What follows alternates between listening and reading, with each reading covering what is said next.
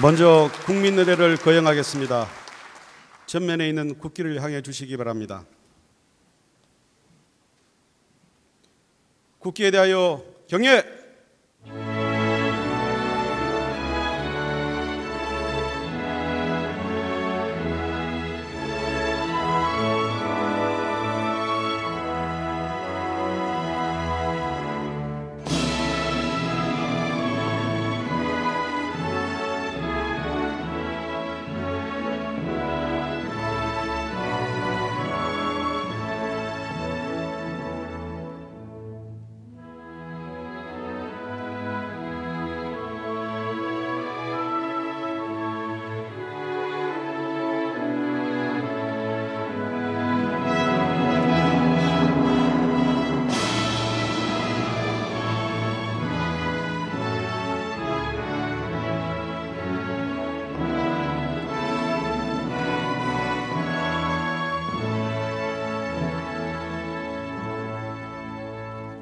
바로 모두 자리에 앉아 주시기 바랍니다.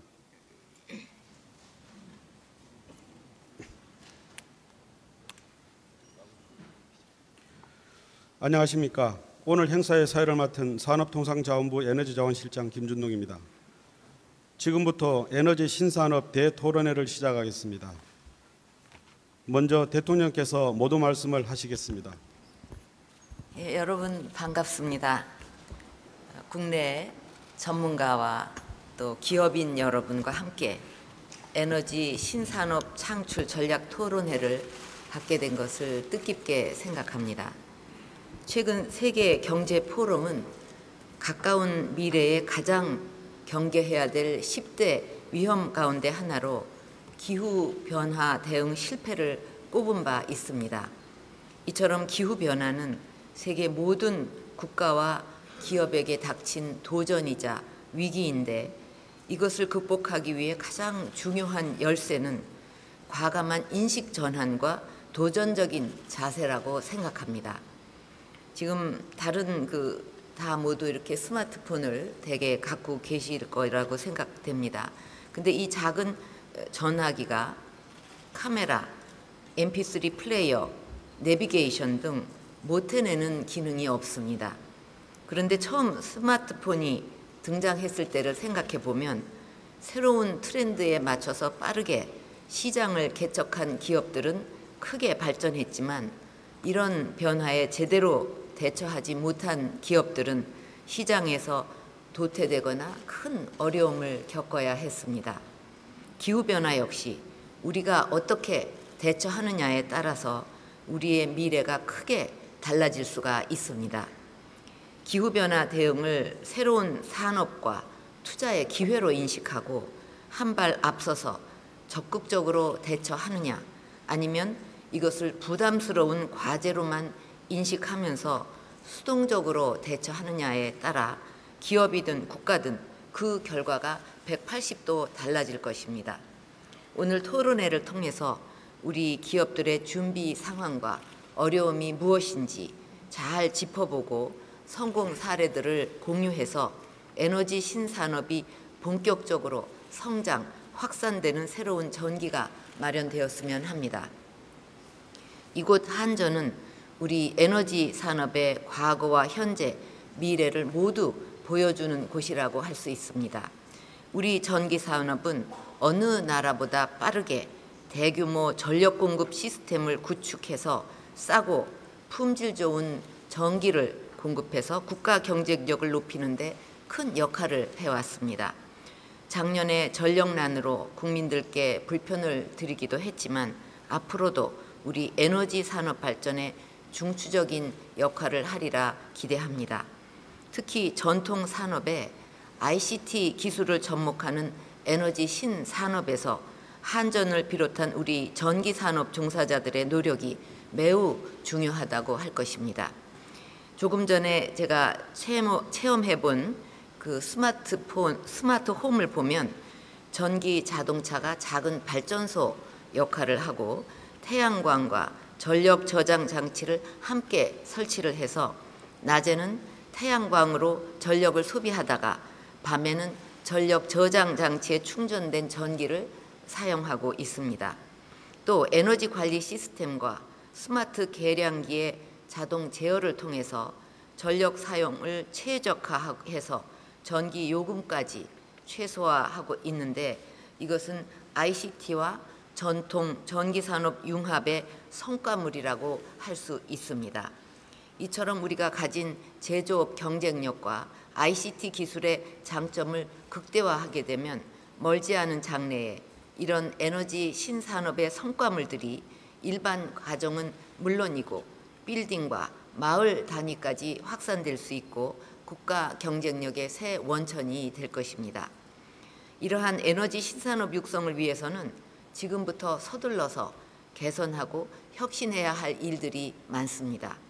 첫째로 민간의 자유로운 시장 참여를 제한하는 낡은 제도나 규정을 과감하게 개선해 나가야 합니다. 지금은 민간 사업자의 전력시장 참여가 제한되어 있어서 각자가 저장한 전기를 전력시장에 되팔 수가 없고, 기업이나 가정이 IT 기기를 활용해서 전기 사용량을 줄여도 별도의 보상 장치가 마련되어 있지 않습니다.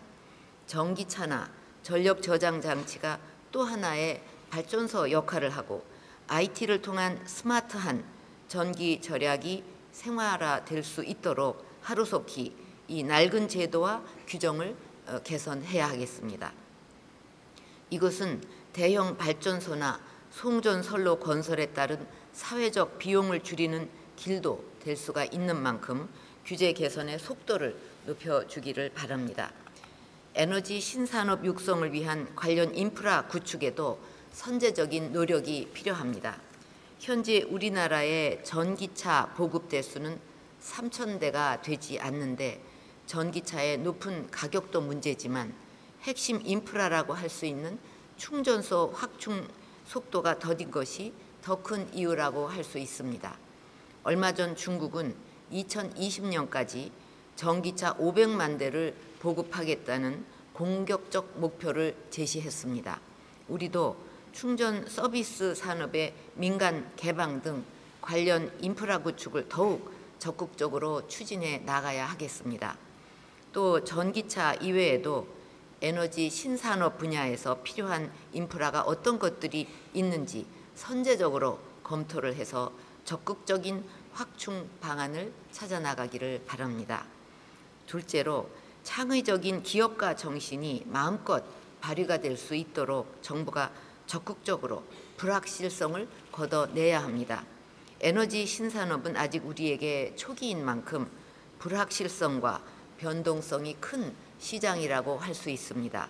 투자 규모가 크고 투자금 회수에도 상당한 시일이 걸리기 때문에 기업들 입장에서는 투자에 신중할 수밖에 없고 적절한 투자 타이밍을 잡기도 쉽지 않을 것입니다. 기업들이 리스크를 최소화하고 유망한 투자처를 선별해서 적극 투자할 수 있도록 하려면 무엇보다 정부와 공공부문의 역할이 중요하다고 생각합니다. 한전이 보유한 전력 소비 빅데이터를 개방하는 등 필요한 정보를 최대한 제공하고, 당장의 수익성이 보이지 않더라도 성장성이 높은 사업들에 대해서는 기술 개발과 금융 등을 적극 지원해야 할 것입니다. 셋째로 에너지 신산업의 수출 사업화에 힘을 쏟아야 합니다. 우리는 에너지 시장 규모 자체가 협소하고 신재생 에너지 보급 여건도 불리하기 때문에 국내 시장만으로는 산업 활성화에 한계가 있을 수밖에 없습니다. 제가 방문했던 UAE나 중앙아시아 국가들은 포스트 오일 시대에 대비한 새로운 에너지원으로 신재생 에너지 개발에 주목하고 있었고, 특히 높은 기온과 일조량으로 태양광 사업 수요가 컸습니다. 우리가 가지고 있는 우수한 건축 기술과 전력 저장 장치, 에너지 관리 시스템 등을 접목을 하면 우리만의 장점을 잘 살린 한국형 수출 모델도 만들 수 있을 것입니다. 이것은 기업들만의 노력으로는 한계가 있는 만큼 정부 관련 부처는 물론 한전을 비롯한 우리 에너지 공기업들도 에너지 신산업 글로벌 비즈니스의 천병이 되어주기를 바랍니다. 여기까지 말씀을 드리고 나다 보니까 머릿속에 구호가 떠올랐습니다. 여기 다 이 분야의 전문가들이시기 때문에 과연 이 구호가 합당한가 한번 생각하면서 들어봐 주시면 좋겠습니다. 구호라는 것은 사실 우리가 추구해야 될 가치, 달성해야 될 목표 뭐 이런 것을 이제 이렇게 긴 얘기로 하기보다는 짧은 말로 해갖고 항상 머릿속에 그것을 가슴에 담고 어떤 일을 할 적에도 그 구호를 생각하면서 하게 되면 굉장히 그 효율성을 높일 수 있고 또 속도를 낼 수가 있습니다. 그래서 특히 에너지 산업과 관련해서 또 이 심각한 기후변화 대응을 우리가 어떻게 할 건가 이거와 관련해서 세 가지 구호를 우리가 머릿속에 기억하면 어떨까? 첫째는 시장으로, 둘째는 미래로, 셋째는 세계로입니다. 이게 제가 생각한 건데 시장으로 하는 것은 이것은 막 정부가 어떻게 해서 할 수 있는 게 아니라 이제는 그 시장을 에너지 시장이라든가 이 전력 시장도 개인이나 마을이 스스로 만들 수가 있습니다. 옛날에는 만들어진 시장에 어떻게든지 진출하고 뚫고 들어가서 판매를 하고 그러려고 했지만 지금은 자기가 수요를 만들고 시장을 만들어서 거기에 진출한다. 그러려면 민간에게도 어떤 그 진입 장벽을 다 그 규제를 풀어줘야 되지 않겠느냐 하는 문제고, 미래로 하는 것은 이제 기후변화 대응도 부담스럽게 생각하지 말고 이것이야말로 우리에게 새로운 신산업을 창출하고 일자리를 만들 기회다. 근데 그 방법은 기술에 있다. 그렇게 그 생각을 할 필요가 있습니다. 그게 미래로의 핵심인데 사실 뭐 저기 과거에 석기 시대가 끝난 것이 주변에 그 돌이 없어져서가 아니고 어떤 새로운 기술이 나왔기 때문에 바뀌게 됐지 않습니까? 그래도 계속 돌만 가지고 어떻게 하려던 사람들은 하루아침에 어떻게 해야 될지 길을 잃게 됩니다. 우리도 이 전기 자동차 이게 앞으로 친환경 차로서 이것이 대세다 하고 확 시장이 넓혀졌을 때 그때서야 이 전기차 뭐 충전소 이걸 어떻게 해야 되냐 하면 이미 때는 늦고 시장은 이미 선점이 된 상황이기 때문에 지금부터 기술로서 이것을 극복하기 위해서는 빨리빨리 투자도 하고 규정도 없애고 새로운 기술을 개발할 수 있도록 자꾸 이렇게 기술 금융도 도와주고 정보도 제공하고 이래서 민간이 그런 기술을 개발해서 나아갈 수 있도록 하는 그런 노력이 필요하지 않겠는가.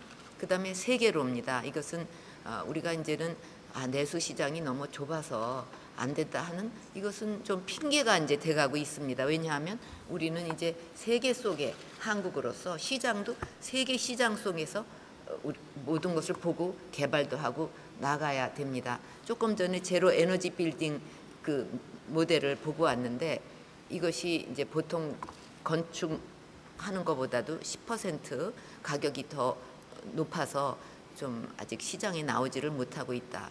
그러면 이거는 내수 시장이 좁기 때문에 어쩔 수 없다고 이렇게 생각을 할 수가 있지만 그것은 이제 핑계다. 왜 시장이 한국에만 있냐? 전 세계에 그것을 필요로 하는 그런 데를 찾아서 나가서 수요를 많이 늘리면 가격도 내려가고 그럼 우리 국내에서도 그것이 그 어떤 합당한 가격으로 보급될 수 있지 않겠냐?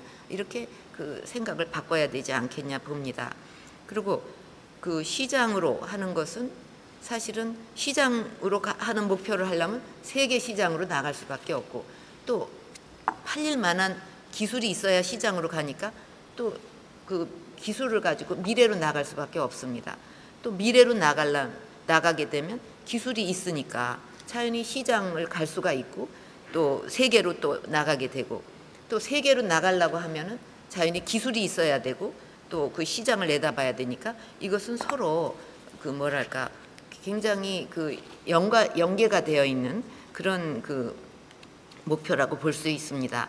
여기서 민간과 달리 그 공공 부분의 역할은 어떤 처음에 이것은 어떤 위험 부담도 있고 도전이기 때문에 공공 부분에서 먼저 이것을 만들어서 쓰면서 그 어떤 그 마중물 역할을 해준다든지 또 기술 개발을 지원하기 위해서 금융 지원을 확실하게 해준다든가 또는 규제를 과감하게 풀어서 민간이 진출할 수 있게 해준다든가 또 정보 이런 시장이 있다든가 이런 기술이 필요하다든가 또 빅데이터를 공개한다든가 이런 그 어떤 그 정보 제공을 해준다든가 이런 것이 결국은 그 공공 부분의 정부의 역할이 아닌가. 역시 이것을 주도해 나가는 것은 민간이고 민간이 그렇게 할 수 있도록 정부가 최대한 지원하는 것이 그 정부의 역할이다 이렇게 생각을 합니다. 그래서 이렇게 세 가지 그 구호를 설명을 드리고 얘기를 했는데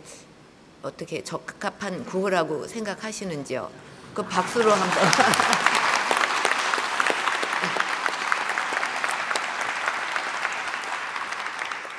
감사합니다. 이제 녹색 기후 기금도 우리가 유치를 했는데 여기서 지금 제일 중요한 것은 사업 모델을 만들어서 이제 이렇게 개발도상 국가에도 참 이런 거를 쓸 수 있다고 제공도 하고 이래야 되는데 그런 사업 모델을 뭐로 할 거냐. 그것도 이제 여기에서 답이 있다고 생각을 합니다. 그래서 이제 그 마지막으로 그 좀 마무리 말씀을 드리겠습니다. 미국의 테슬라는 전기차라는 새로운 비즈니스에 과감하게 도전해서 지금은 독보적인 전기차 기업이 됐고 최근에는 자사가 보유한 특허를 모두 무료로 공개하겠다는 계획까지 발표했습니다. 이 기업의 성공 사례를 보면 애당초 자신들의 경쟁 상대가 다른 전기차 업체가 아니라 전통적인 내연기관 자동차 업계라는 생각을 가졌다고 합니다. 우리의 에너지 신산업이 도약하기 위해서도 이런 과감한 발상의 전환과 혁신적 마인드가 필요하다고 봅니다. 안정적으로 에너지를 수급하면서 환경 문제도 해결하고 또 새로운 성장 동력도 만들어내는 어려운 과제를 성공적으로 해내기 위해서 여러분 모두 보다 창조적인 도전 정신을 가져주시기 바랍니다. 오늘 이 자리에 많은 국내 전문가들을 비롯해서 리차드 뮬러 교수님 또 에카트 이사님도 오셨죠. 예, 에카트 이사님과 같은 글로벌 최고 전문가들이 직접 참여해 주셔서 더욱 기대가 큽니다.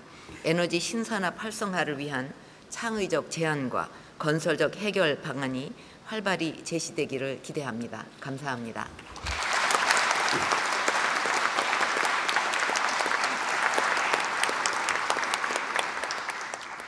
대통령님 말씀 잘 들었습니다. 기자단 여러분 협조해 주시면 감사하겠습니다.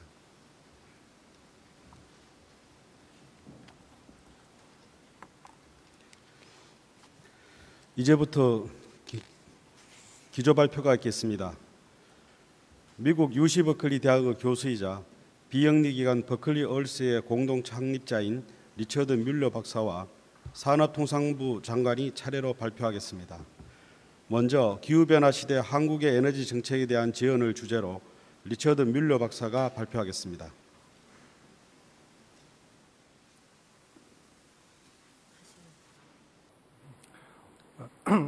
Thank you very much for the honor of inviting me 대단히 here 감사합니다. for 이 자리에 your 저를 초대해 willingness 주셔서 to listen to 감사합니다. me. 또 제 말씀을 경청해 주실 이런 기회를 마련해 주셔서 대단히 감사합니다. 한국에 오게 된 것은 아주 멋있는 경험이라고 생각을 합니다.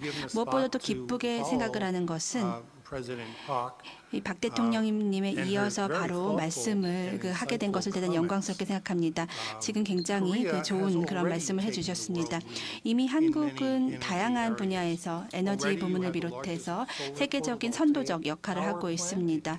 아시아 지역 최대 규모의 태양광 발전소를 가지고 있고 현재 이 풍력 발전 터빈을 세계 최대 규모로 건설하고 있습니다.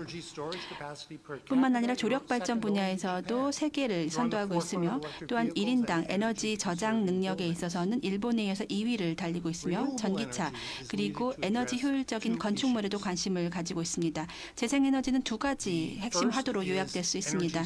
첫 번째가 에너지 안보 그리고 두 번째가 지구 온난화가 되겠습니다. 에너지 안보는 물론 지역적인 차원의 우려사항이기도 하고 지구온난화는 전 세계의 우려사항이라는 것이 차이점이라고 생각하실 수 있습니다. 만약 만약에 이 중에서도 지구 온난화는 일어나지 않는다라고 회의적인 시각을 가지고 계신 분이 있다면 저는 단호히 말씀드리고 싶습니다. 인간이 초래하는 현실이다라는 것입니다. 제가 이렇게 생각하는 이유는 IPCC의 보고서 때문이 아닙니다. 제 개인적인 연구 그리고 저의 연구자들이 버클리에서 버클리 얼스라는 연구 그룹을 만들었고 저희 연구의 결과가 되겠습니다. 지금 보시는 그래프를 보시면은 좀 복잡한 양상을 보여주고 있습니다만 혹시라도 아직도 회의적인 시각을 가지고 계신 분이 있다면 저에게 따로 말씀해 주십시오. 기후가 상승하고 있는 것은 현실입니다. 그리고 이산화탄소의 증가와 맞물려서 대기온도가 상승하고 있다는 것입니다. 이 태양 에너지 자체의 변화의 변수는 5%가 되지 않고 또 화산이 폭발이 있었습니다만 그 영향은 단기적일 뿐이라는 것입니다. 그렇기 때문에 이러한 요소들은 대기 온도의 상승이 아니라 기존 주요한 원인이 아니라는 것입니다. 바로 이산화탄소의 증가가 가장 큰 원인이라는 것을 부인할 수가 없다는 것입니다. 여전히 회의적인 시각을 가지고 계시다면 물론 그 회의적인 시각에 대해서 뒷받침하는 증거들도 있습니다. 그러나 지구 온난화는 인간이 초래하는 현실임을 부인할 수 없다는 것입니다. 기후변화에 대해서 많은 그런 요인들이 지적이 되고 있습니다. 그리고 그 결과를 보시면 가뭄과 홍수가 늘어나고 있고 그러나 그 인과관계 자체는 아직까지는 과학적으로 확립되지 않았기 때문에 이 회의론자의 입장에서 볼 때도 충분한 근거가 있다고 생각을 합니다.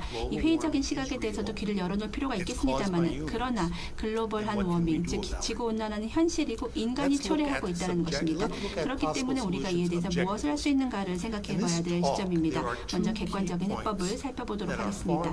핵심적인 그 두 가지의 요인들이 있어서 꼭 기억을 해주시기를 바랍니다. 첫 번째는 다음과 같습니다.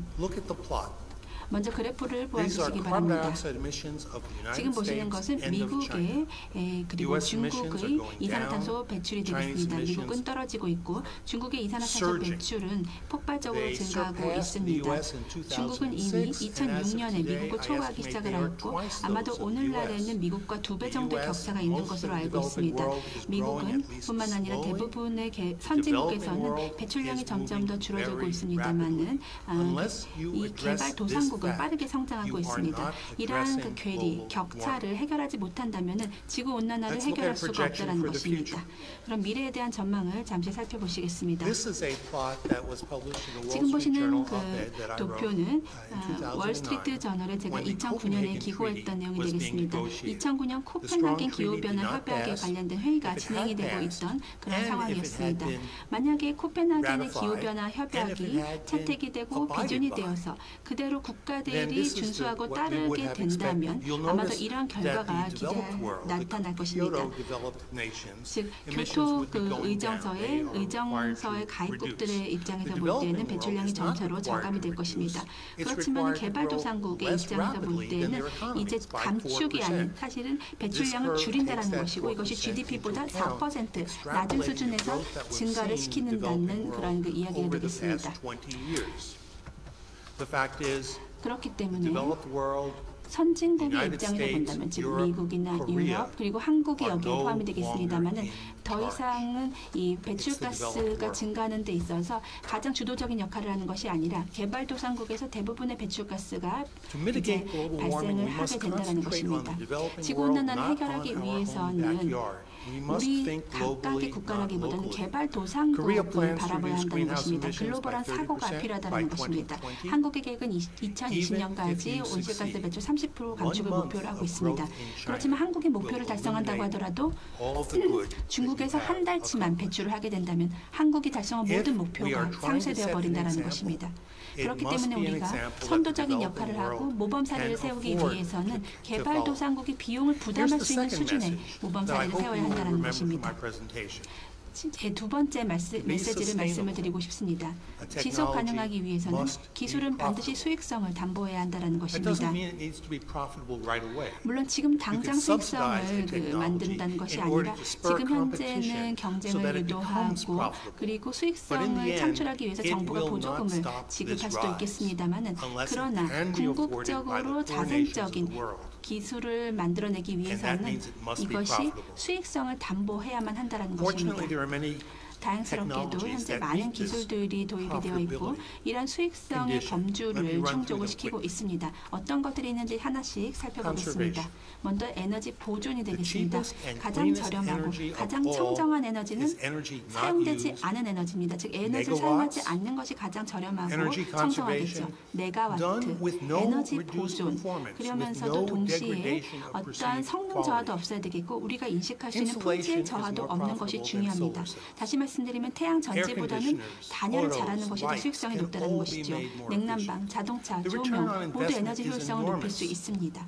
투자 회수율 자체도 대단히 크다고 하겠습니다. 10%, 100% 이상을 연내에 달성할 수가 있다는 것입니다.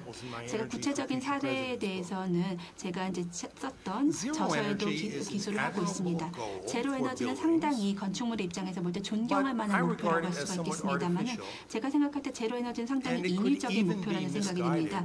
그리고 만약 제로 에너지를 달성하기 위해서 드는 비용이 너무나 상승하게 된다면 제로 에너지라는 단어 자체가 상당히 오도하고 있는 측면이 있다는 것입니다. 그렇기 때문에 저렴한 것이 대단히 중요하겠죠. 제로보다는 저렴한 것이 저는 더 중요하다고 생각을 합니다. 그렇기 때문에 수익성이 가능한 보존이야말로 개발도상국이 따를 수 있는 모델이라는 것이고 그렇기 때문에 기술은 반드시 수익성을 담보해야만 가능할 수 있다는 것입니다. 다음으로 태양에너지 부문이 되겠습니다. 제가 생각할 땐 전 세계가 태양전지와 짝사랑에 빠져 있지만 이 짝사랑의 속도는 점점 느려지고 있고 저는 곧 이 짝사랑이 종료되기를 희망합니다. 신안 태양광 발전소에서는 현재 4메가와트 정도를 가장 피크에서 생산을 하고 있습니다. 즉 전체 그 발전 용량은 24메가와트이지만 평균적으로 4메가와트가 되는 것이고 그러나 건설 비용을 보시게 되면은 같은 용량의 풍력 발전소나 원자력 발전소 대비해서 3배, 6배 이상이 들고 있습니다. 신안 태양광 발전소 같은 경우에는 아시아 지역에서 선도적인 역할을 하고 있습니다만 이것은 개발도상국이 비용을 부담할 수 있는 그런 모델은 아니라는 것입니다. 중국은 매년 태양전지를 7기가와트급을 생산을 하고 있습니다만 역시 이것도 피크 전력이 되겠습니다. 즉 최대 용량이라고 말씀을 드릴 수가 있겠습니다. 그래서 평균적인 그런 그 카파를 보시게 되면 1년에 1기가와트 정도로 생산을 하고 있습니다. 다시 말씀드리면은 이 석탄을 50기가와트 정도 더 소비를 해야 되기 때문에 이 태양 전지 산업 자체가 그렇게 소익성이 높지 않다라는 것입니다. 중국의 2개의 이미 태양 전지 관련된 회사가 도산을 한 바가 있다라는 것입니다. 다음으로 풍력입니다. 한국은 풍력 발전소를 10메가와트급의 설비를 곧 만들고자 하고 있고 이것은 한국에게 대단히 큰 그런 그 프로젝트라고 할 수가 있겠고 또한 독일에 이어서 대단히 큰 계획이라고 할 수가 있겠습니다. 그렇지만 10메가와트급에서 생산이 되는 평균 전력은 3메가와트가 되겠습니다. 다시 말씀드리면 신안 태양광 발전소만큼이나 생산을 하는데 훨씬 더 비용은 저렴하다는 것입니다. 저는 풍력에 대해서는 대단히 긍정적인 그런 견해를 견지하고 있습니다.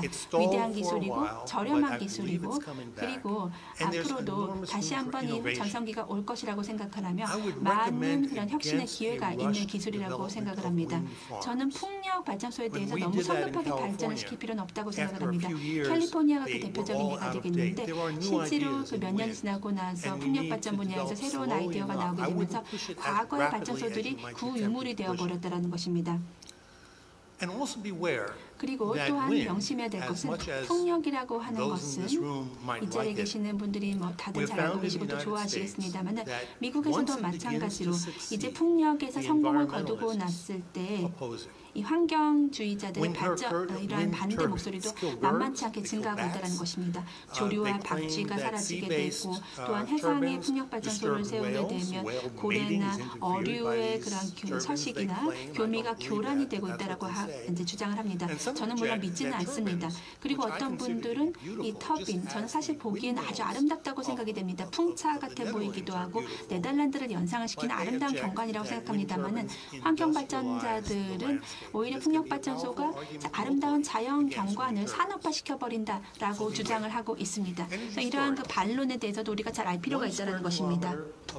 에너지 저장 1평방킬로미터의 용수가 1기가와트급 전력을 발전합니다. 한국의 에너지 저장 용량은 곧 6.9 거의 7기가와트급이 될 것입니다. 한국은 이 중요한 기술 분야에서 세계 리더입니다.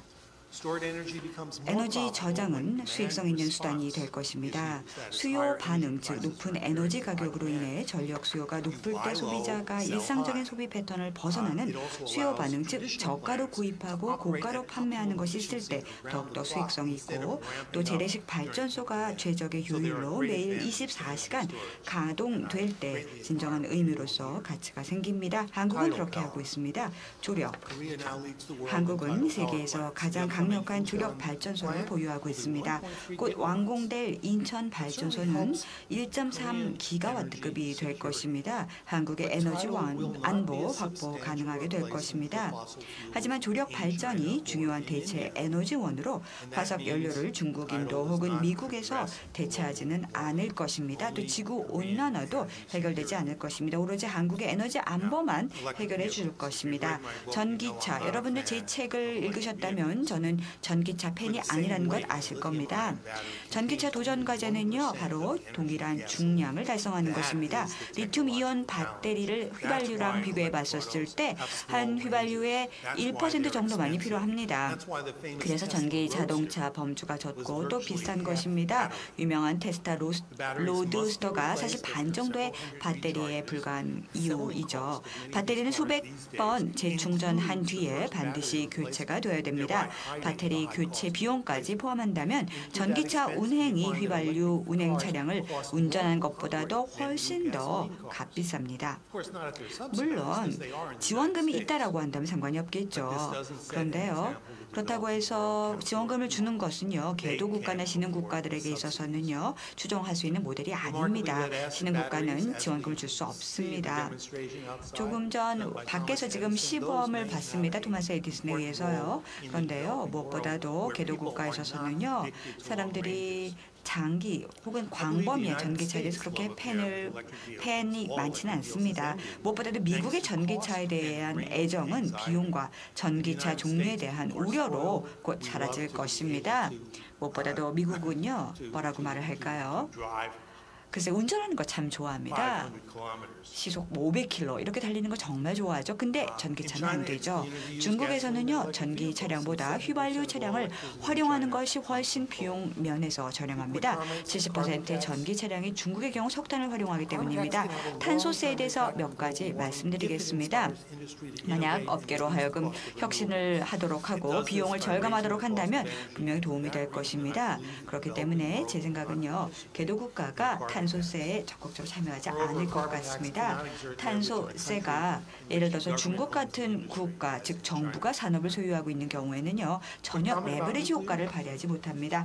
원자력 발전에 대해서 말씀드리겠습니다. 재생에너지 아닙니다. 하지만 지속 가능하고요. 또 1시간에 1kW 시간에 1원 정도 되기 때문에 상당히 저가입니다. 그리고 또 후쿠시마 사건 많은 겁을 주었지만요, 사실 방사능 누출로 인해서는 50명 이하의 사람들이 사망했을 뿐입니다. 그런데도 불구하고 핵 폐기물이 상당히 반대파들에 의해서 많은 문제점을 야기했었습니다. 독일, 일본, 미국 정치인들이 두려워하는 것은요, 사실 방사능이 아닙니다. 기술적인 문제입니다. 그렇기 때문에 바로 중국이 이 기회를 포착을 해서 세계 선두주자적인 제조업체가 되고 제4세대 원자력 발전소의 선두주자가 될 것이다. 이것이 제 예측입니다. 물론 한국이 이 경쟁에 뛰어든다라고 한다면 판도가 달라지겠죠. 그래서 저는 여러분께 한국께 적극 권장합니다. 지구온난화 문제를 해결하기 위해서, 에너지 안보를 위해서 원자력 발전을 적극적으로 추진해 주시기 바랍니다. 요약해 보겠습니다. 재생 에너지라는 것은 에너지 안보를 제고하고 지구온난화 문제를 완화해 줄 것입니다. 에너지 안보를 위해서는요, 무엇보다도 재생 에너지에 대한 노력이 필요합니다. 여러분 꼭 기억해 주시기 바랍니다. 미래의 지구온난화라는 것은요, 주로 개도국가에 의해서 생길 문제입니다. 따라서 이제 신흥국가를 위한 선례를 남겨야 됩니다. 신흥국가가 감당할 수 있도록 해야 됩니다. 수익성이 없으면 지속 가능하지 못합니다. 핵심 기술이라는 것은 에너지 보존, 수력, 또 에너지 저장 등입니다. 무엇보다도 수요 대응 가격을 통해서 좀 더 수익성이 있어야 됩니다. 원자력이라는 것은요, 재생 가능한 게 아니라 지속 가능한 것이고요. 또 지구 온난화를 둔화시킬 수 있는 중요한 옵션입니다. 무엇보다도 용기 있고 또 과감한 접근 방식을 취할 때 가능합니다. 에너지 산업을 우리가 재활성화시킨다면 분명히 다양한 옵션이 제공이 될 것입니다.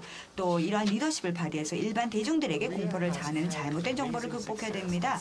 한국은 다루기 힘든 난제 해결을 성공적으로 해온 국가로 유명합니다. 미국과는 달리 한국은 화석 연료 자원이 거의 없습니다. 또 무엇보다도 한국의 거둔 성공은 내재된 부가 아니라 객관적인 또 과학적인 기업가적인 마음 자세로 인해서 달성을 했습니다. 현명함과 창의적인 정교함, 동기부여, 근면성실함, 적극적인 자유기업가 접근 방식을 기술에 응용했기 때문에 가능합니다. 제가 강조합니다. 미국은 한국을 존경합니다. 이 한국이 보유하고 있는 특징을 믿을 수 없을 만큼 완벽한 성공 존경합니다. 자, 이제 여러분 재생에너지에 대한 새로운 접근 방식을 응용해 주시고요. 좋은 결과 있기를 바랍니다. 감사합니다.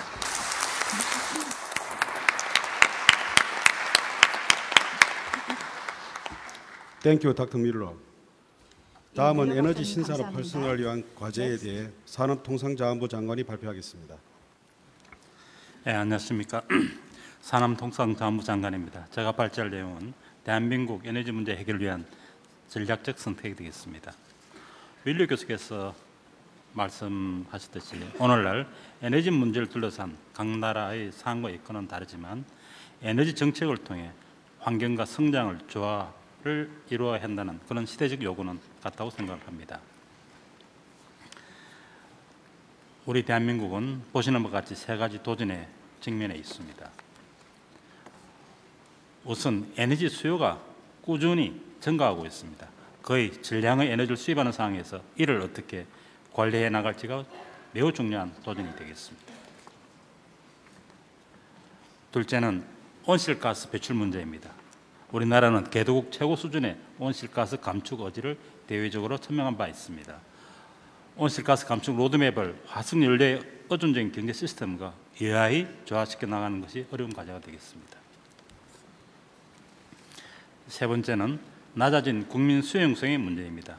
에너지 공급 시설의 확장이 쉽지 않다는 것입니다. 그동안 에너지 인프라를 대형화하고 직접화하는 데 노력해 왔습니다. 그러나 이제는 주민들의 참여와 이해가 있어야 추진이 가능해졌습니다.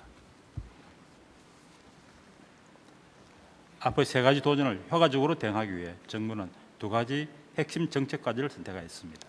우선은 IT와 신에너지 기술을 활용해서 에너지 수요 관리를 추진하는 것이고, 다음은 국민의 불편을 최소화하기 위해 최대한 전력의 수요제와 생산제를 각박에 연결하는 분산형 발전이 되겠습니다.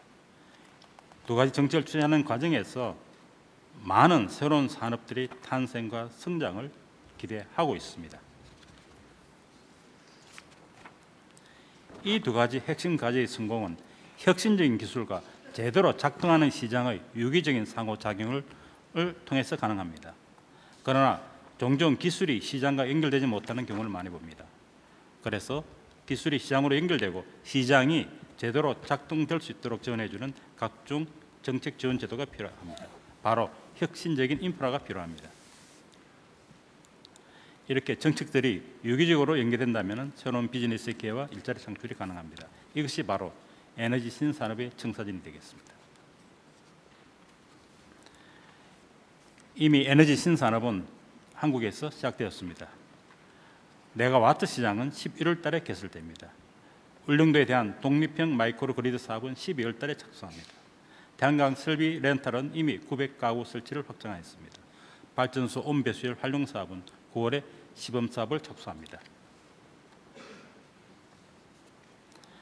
이러한 에너지 신산업 모델은 보시는 바와 같이 융합을 통해서 끊임없이 나타나고 진화를 거듭하고 있습니다. 그러나 더 고민해야 될 것이 있습니다.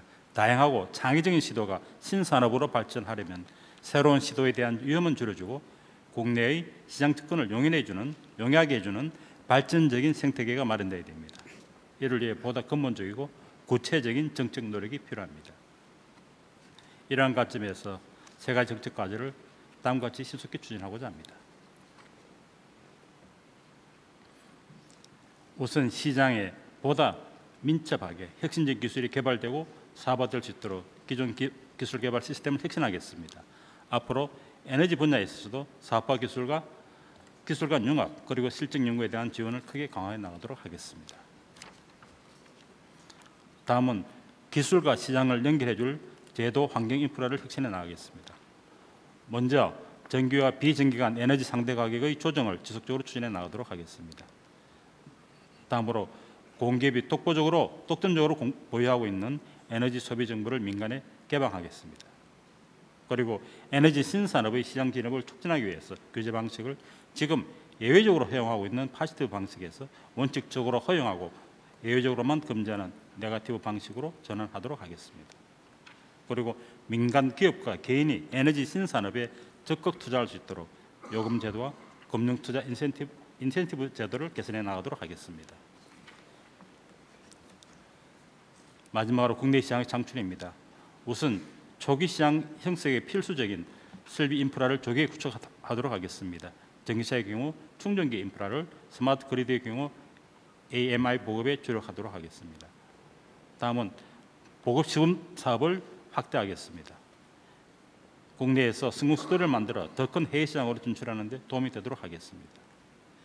해외 시장을 개척하는 데서 타깃국가를 선정하고 정상외교 등 외교적 역량을 최대로 활용하도록 하겠습니다. 또한 해외에서 발주되는 프로젝트에서는 맞춤형 지원을 강화하도록 하겠습니다. 우리는 지금 에너지 신산업과 새로운 시장이 창출되는 좋은 기회를 맞이하고 있습니다. 정부는 국민과 기업과 함께 에너지와 환경 그리고 성장이라는 세 마리 토끼를 잡기 위해서 끊임없이 노력해 나가도록 하겠습니다. 감사합니다.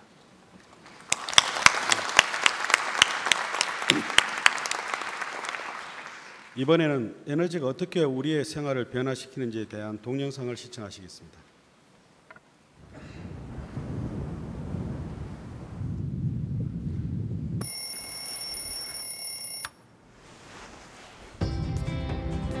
당신이 생각하는 미래 에너지는 무엇입니까?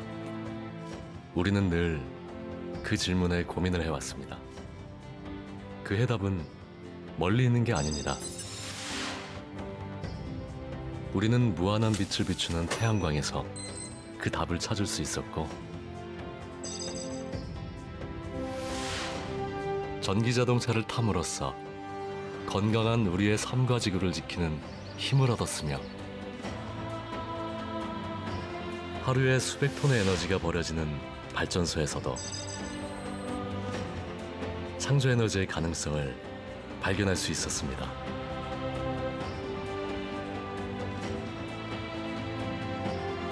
전력 소비가 많은 빌딩이나 공장에서는 효율적인 에너지 관리 시스템을 통해 새로운 경쟁력을 만들어가고,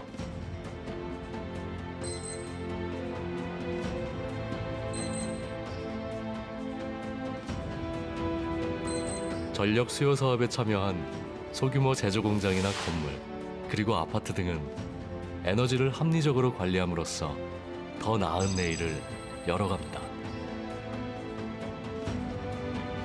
친환경 에너지를 통해 멀리 떨어진 외딴 섬도 아름답게 빛내주는 신에너지. 신에너지는 언제나 새로운 꿈을 꾸겠습니다.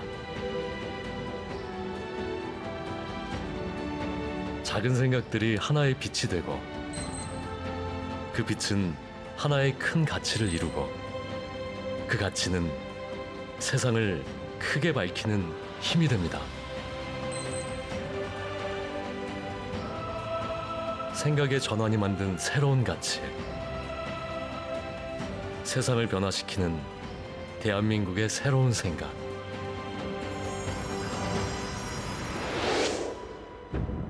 에너지의 미래, 혁신과 창조의 날개를 달 것입니다. 이제부터는 분야별 전문가들의 사례 발표가 있겠습니다. 먼저 LG CNS 김대훈 대표가 에너지 저장 장치 사례를 발표하겠습니다. 안녕하십니까. LG CNS 대표이사 김대훈입니다. LG CNS는 전문 IT 서비스 회사로서 ICT와 융합된 에너지 신사업을 적극 개발해가고 있습니다. 지금부터 에너지 신사업의 핵심 분야인 ESS를 활용한 서비스 사업의 사례 소개와 몇 가지 제언을 드리도록 하겠습니다. ESS 사업은 단순히 배터리를 만들어 설치하는 사업이 아니라 ICT 기반의 융복합 서비스 사업입니다. 초기 대규모 투자 이후 장기간 운영을 통해 수익이 나는 사업으로서 인텔리전트한 운영을 통해서 수익을 최대화하는 것이 무엇보다도 중요하며 이러한 의미에서 ICT 역할이 핵심적이라고 할 수 있습니다. 실제로 국내외 시장에서는 하드웨어와 ICT가 결합된 다양한 서비스 사업들이 만들어지고 있으며 이에 따라 2020년 글로벌 시장의 규모는 약 11조 원으로 폭발적인 성장이 예상되고 있습니다. 현재 글로벌 ESS 시장은 설치 기준 41%를 차지하고 있는 미국이 주도하고 있으며 그 배경에는 보조금 제도와 시장 규제 개선 등 정부 차원의 정책 지원이 있었습니다. 이 중 두 가지 사례를 소개해드리도록 하겠습니다. 먼저 캘리포니아주의 보조금 기반 ESS 서비스 사업 활성화 사례입니다. 이 시장의 대표적 사업자인 솔라시티사는 원래 수용가 대상의 태양광 렌탈 서비스 사업자였지만 보조금 지원 제도 이후 태양광과 ESS를 결합한 복합 서비스를 제공함으로써 수용가 전기요금의 20%를 절감하게 되었으며 더 나아가 설치한 ESS를 ICT로 묶는 전력계통 안정화 서비스까지 참여를 계획하고 있습니다.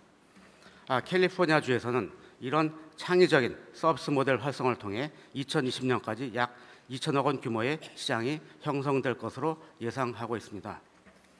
다음은 규제 완화를 통한 시장 창출 사례입니다. 미국 최대 전력 시장인 미국 북동부 지역의 PJM은 규제 완화와 ESS 우대 제도를 통하여 보조금 없이 ESS 사업이 가능하게 된 최초의 시장으로서 많은 사업자들이 참여하여 전력계통 안정화를 위한 다양한 사업 모델을 개발하고 있습니다. 이 시장은 지난 1년여 사이에 200% 이상 성장하였고 시장 규모는 향후 5년간 약 5천억 원까지 급속히 확대될 것으로 예상됩니다. 저희 회사도 이 시장 참여를 기획 중이며 이외에도 캘리포니아 쪽에서 몇 가지 파일럿 프로젝트를 진행하고 있습니다. 다음은 우리나라의 좋은 사례입니다. LG화학공장의 세계 최대 규모의 30메가와트 피크 관리용 ESS를 설치 운영하고 있습니다. 아직은 경제성이 많이 부족하지만 경제성보다는 ESS 시장 활성화를 위해 LG가 100% 민간 투자로 구축한 사례입니다. 두 번째는 신라대학교 사례입니다. 이 사례는 정부의 스마트 그리드 보급 지원 사업을 통해 구축된 사례로서 피크 관리와 수요 반응 서비스를 복합한 모범적 전기요금 절감 모델을 구현하였습니다. 규모는 작지만 향후 확산을 위한 좋은 본보기가 될 것으로 생각하고 있습니다. 이 두 가지 사례 모두 저희 회사가 수행하였습니다. 지금까지 말씀드린 사례를 종합해 보면 정책 지원이 시장을 견인하는 데 있어 절대적임을 알 수 있습니다. 초기 시장에 마중물로서의 정책 지원, 다양한 서비스 개발을 위한 규제 완화가 있어야 적극적인 민간 투자가 가능합니다. 나아가 울릉도 에너지 자립성과 같은 성공 사례를 조기 확보하기 위한 지원이 더해진다면 우리 기업의 글로벌 제조 경쟁력과 ICT 역량을 바탕으로 새로운 서비스 모델을 개발하여 글로벌 시장을 타겟으로 한 창조형 에너지 경제를 만들어갈 수 있다고 생각하고 있습니다. 마지막 페이지입니다. ESS 사업은 지금 시장의 계약으로서 글로벌 에너지 서비스 기업들은 시장 선점을 위한 치열한 경쟁을 벌이고 있습니다. 그리고 아직 메이저한 플레이어도 나타나고 있지 않은 상태이며 대한민국의 제조업과 ICT 기술이 융합되어 진출하면 경쟁력을 발휘할 수 있는 시장입니다. 따라서 초기 시장 선점이 매우 중요하며 이를 위해서 속도와 실행이 매우 중요합니다. 하지만 국내 레퍼런스 없이 해외 진출은 어려울 수 있습니다. 이에 우리 기업들이 국내에서 사업을 가속화하기 위한 방안으로서 중앙정부, 지자체, 한전, 민간 기업들이 한 장소에 모여 되는 방안을 찾아서 동시에 병행 추진을 하는 원스톱 태스크를 만드는 방안을 제안드립니다. LG도 이와 발맞추어 세계 에너지 시장 개척에 앞장서겠습니다. 감사합니다.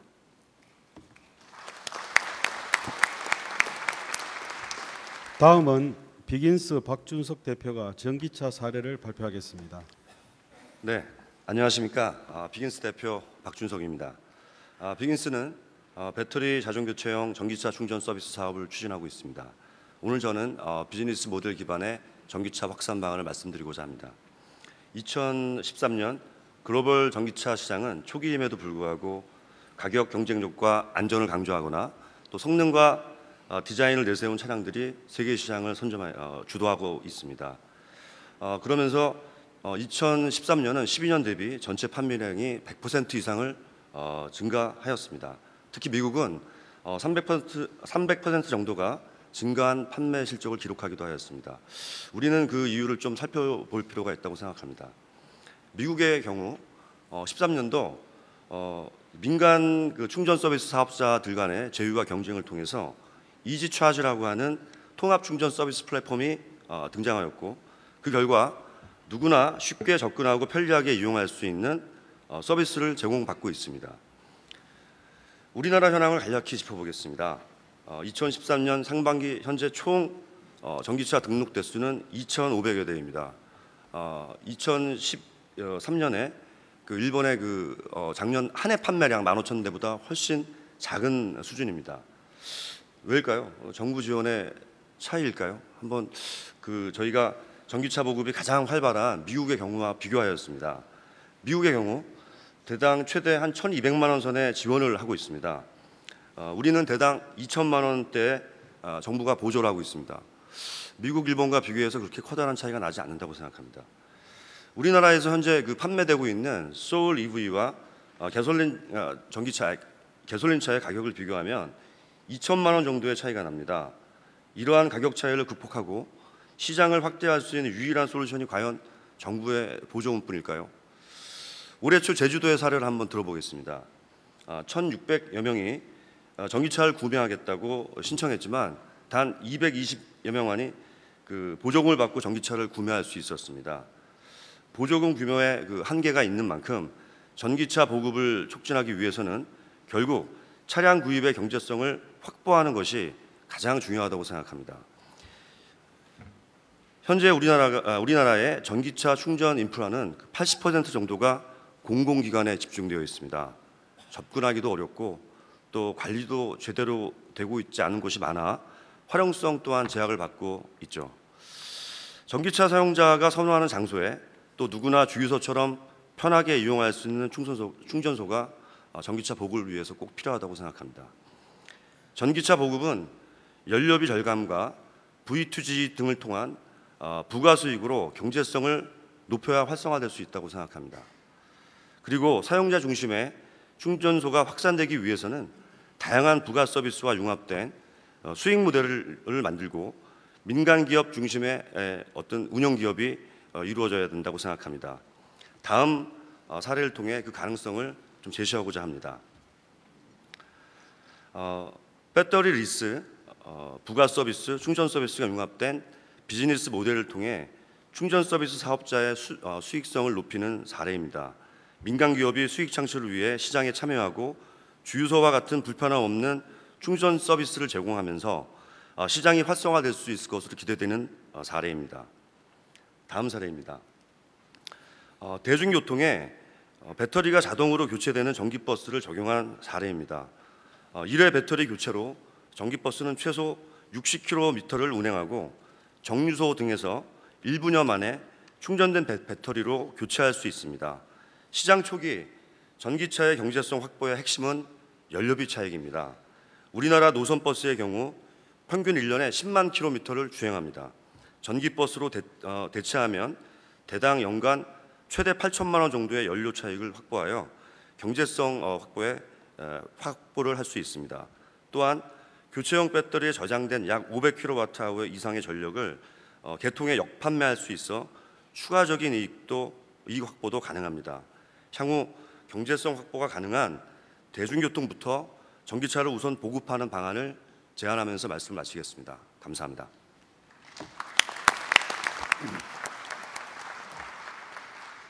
감사합니다. 다음은 건축 분야로는 세계 최대 민간 연구기관인 영국 BRE 글로벌의 리처드 하디 대표가 제로 에너지 빌딩 사례를 발표하겠습니다. Madam President, 존경하는 honored guests, 박근혜 ladies and gentlemen. 대통령님, 내외 기빈 여러분, 먼저 저를 초청해 주신 것 진심으로 감사드립니다.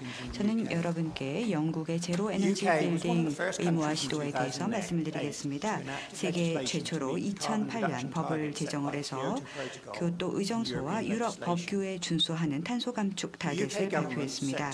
영국 정부가 세웠던 목표는 무엇보다도 2016년까지 모든 주택은 제로 카본, 상업용 건물은 2019년까지 제로 카본 빌딩으로 만드는 것입니다.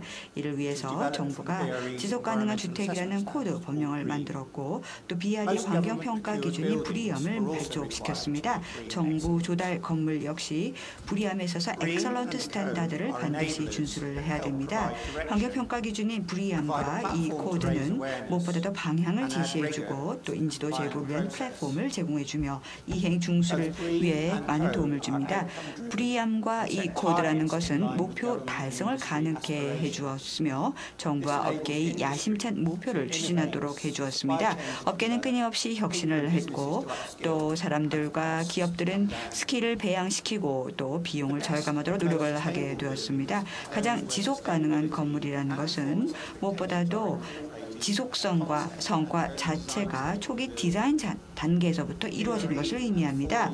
BRE 환경평가기관과 4개의 연구 개발업자가 640만 파운드에 해당하는 새로운 프로젝트를 추진했습니다. 이는 바로 제로 카본 건물에 대한 시장의 이행도를 높이기 위한 프로세스를 개발하고 기술적 전략, 디자인 솔루션을 제시하는 AIMC4 연구 코드 4 이행 프로세스입니다. 정말 혁신적인 사고를 통한 멋진 건물을 건축하게 되었습니다. BRE는 런던 올림픽 기간 동안에 자문사로서 역할을 했습니다. 브리암을 통해서 가장 지속 가능한 올림픽 개최가 가능했고 또 혁신적인 상징적 경기장도 건축하게 되었습니다. 제로 카본 주택이라는 것은 예를 들어서 전통적인 게 될 수 있고 또 고령 인구를 위한 프린스 찰스 주택도 대표적인 예가 됩니다. 동일한 원칙을 국제적으로도 확대해서 적용을 해볼 수가 있습니다. 중국, 폴란드 그리고 프랑스에서 나오는 사례들을 보시면 알 수 있습니다. 새로운 고기능의 건축물들은 해법의 일부에 불과합니다. 탄소를 배출하는 것을 줄이기 위해서 영국에서 가장 큰 문제는 기존의 건축물입니다. 현재 성능도 열악하다고 할 수가 있겠고 냉난방에 많은 탄소를 소비하고 있습니다. 또한 탄소에 관련된 낭비도 많이 있고 또 이 노후 설비가 있기 때문에 이 관리도 하기가 힘든다는 것입니다. 현재 총리관저인 다우닝가 10번가에서는 현재 재보수를 하고 있고 브리암 스탠다드를 도입을 하고 있습니다. 이를 통해서 11% 정도의 절감을 목표로 하고 있고 성능을 개선을 하고자 합니다. 이것이 942톤 정도 탄소 절감인데 청와대도 한번 재보수를 해보시겠습니까? 기존 건축물을 개선하기 위해서는 인센티브가 필요합니다. 이를 통해서 정부에서는 그린 딜을 시작을 하였습니다. 건축물 소유자들에게 보수비를 대출을 해주게 되고 이후에 이 대출금은 에너지 개선을 통해서 절약된 그런 금액으로 지속적으로 상환을 하게 되는 것입니다. 인센티브의 도전적인 과제는 건축물에서 나오는 이론적인 성과와 실제 성능 간의 격차를 줄이는 것입니다. 그 차이가 어떤 경우에는 50% 정도까지 벌어질 수 있는데 인간이 어떻게 사용하는가에 따라서 달라지겠죠.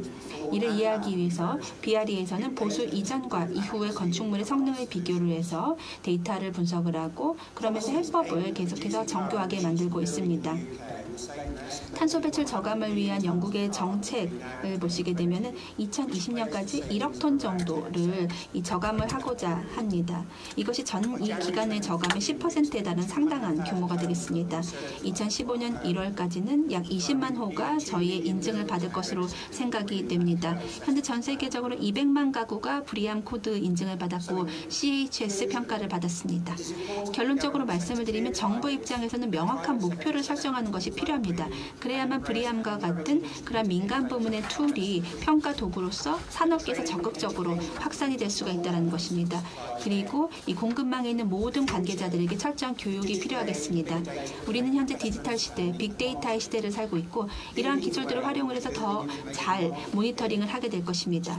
그렇기 때문에 건축물 정보 모델인 BIM이 적극적으로 활용이 될 것이고 영국에서는 빌딩 스마트라는 전 세계의 그런 연합단체를 BRE가 현재 대표하고 있습니다.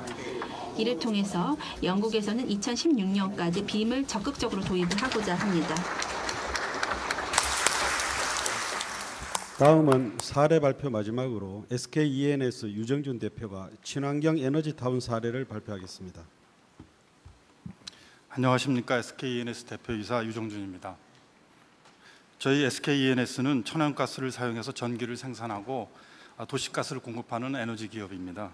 오늘 대통령님과 여러 참석자들께 친환경 에너지타운 사업 내용을 보고드리게 되어 SK그룹 구성원 모두 영광스럽게 생각합니다. 오늘 보고드릴 강원도 홍천군 북방면 소매공리는 작은 매화계곡이라는 이름과 달리 고령화와 인구 감소를 겪는 전형적인 농촌 마을입니다. 게다가 하수처리장과 분뇨처리장이 있어서 냄새나는 마을로 불리는 소외된 지역이었습니다. 그러나 지난 5월 친환경 에너지타운 설립이라는 시범지역으로 선정된 이후 마을 주민들께서 뜻을 모으시고 환경부, 홍천군, 저희 SK-E&S의 강원도시가스가 한자리에 모여 새롭게 만들기 위한 지혜를 모두가 모았습니다.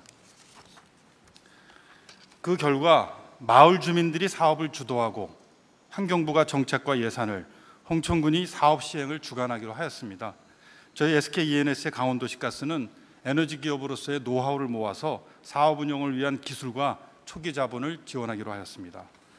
보다 구체적으로 사업 경과 및 계획을 말씀드리겠습니다. 먼저 가축 분뇨와 음식물 찌꺼기에서 나오는 바이오가스를 도시가스로 정제해서 인근 주민과 군부대에 공급함으로써 연간 4,200만 원의 가스 비용 절감이 가능합니다.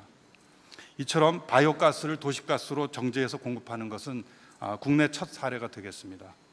앞으로 전국으로 확산시키면 도시가스 소외 지역의 문제를 해소하는 데 큰 도움이 될 것으로 믿습니다. 또한 가축 분뇨와 음식물 찌꺼기로 퇴비와 액비를 생산해 판매함으로써 마을에 연간 5,200만 원의 주민 수익이 창출될 것입니다. 다음으로 마을 주민과 저희 강원도시가스가 공동으로 투자를 해서 하수처리장에 태양광 발전 시설을 또한 설치하였고 주민들이 직접 운영하기로 하였습니다. 이 태양광 발전에서 생산되는 전기를 한전에 판매함으로써 연간 약 5,200만 원의 수익이 주민들에게 돌아갈 것입니다. 아울러 하수처리장과 홍천강의 낙차를 이용해 소수력 발전 또한 설치할 예정이며 연간 3,800만 원의 전력 비용이 절감될 것으로 예상하고 있습니다. 이에 더해서 마을 곳곳에 야생화 단지를 조성하고 홍천강을 활용한 수상 레포츠 등 관광 자원을 개발해서 마을을 새롭게 만들어 나갈 계획을 또한 가지고 있습니다. 이 사업은 올 10월에 착공하여 향후 2단계에 걸쳐 완공될 계획입니다. 전체 사업이 완공되면 소매공리는 냄새나고 소외된 마을에서 풍족하고 생기 있는 마을로 다시 태어날 수 있을 것입니다. 이 소매공리 마을을 새롭게 탄생시킬 친환경 에너지 타운 사업은 대통령님께서 직접 제안하셨습니다. 기피시설을 에너지 시설로, 폐기물을 자원으로 만들어 에너지와 환경 문제를 동시에 해결하는 아주 획기적인 사업입니다. 더욱이 주민들이 직접 사업을 주도하고 수익을 창출함으로써 지역 경제와 마을의 혜택이 돌아가는 제2의 새마을운동으로 생각을 하고 있습니다. 저희 SK-E&S는 올해 6월 홍천군에 있는 마을과 1사1촌 자매결을 맺고 교류하면서 계속 호응을 얻어가고 있습니다. 근본 냄새마을 소매공리에서 시작된 친환경 에너지타운 구상이 전국으로 확산되기 위해서는 주민들의 수익성 제고를 위한 정부 차원의 배려 또한 필요하다고 생각을 합니다. 저희 SK-E&S도 친환경 에너지 기업으로서 친환경 에너지타운 사업이 활성화될 수 있도록 최선을 다하도록 하겠습니다. 경청해 주셔서 감사합니다.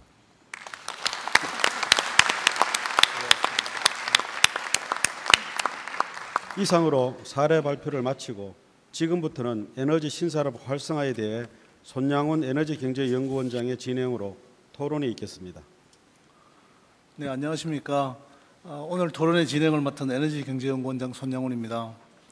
오늘 토론에서는 에너지 신산업은 현재 어디까지 와 있으며 이를 활성화하는 데 무엇이 장애가 되고 있고 어떤 면을 고쳐야 새로운 에너지 시대를 맞이할 수 있는지 이런 점에 대해서 논의해 보도록 하겠습니다. 먼저 녹색성장위원장이신 서울대학교 이성훈 교수님의 발제를 듣도록 하겠습니다. 예, 안녕하십니까. 이성훈입니다. 대통령 모두 말씀이 사실은 제 기조 토론 주제 발제 내용하고 크게 다르지 않습니다만은 저는 초점을 장기 비전에 맞추어서 말씀드려 보겠습니다.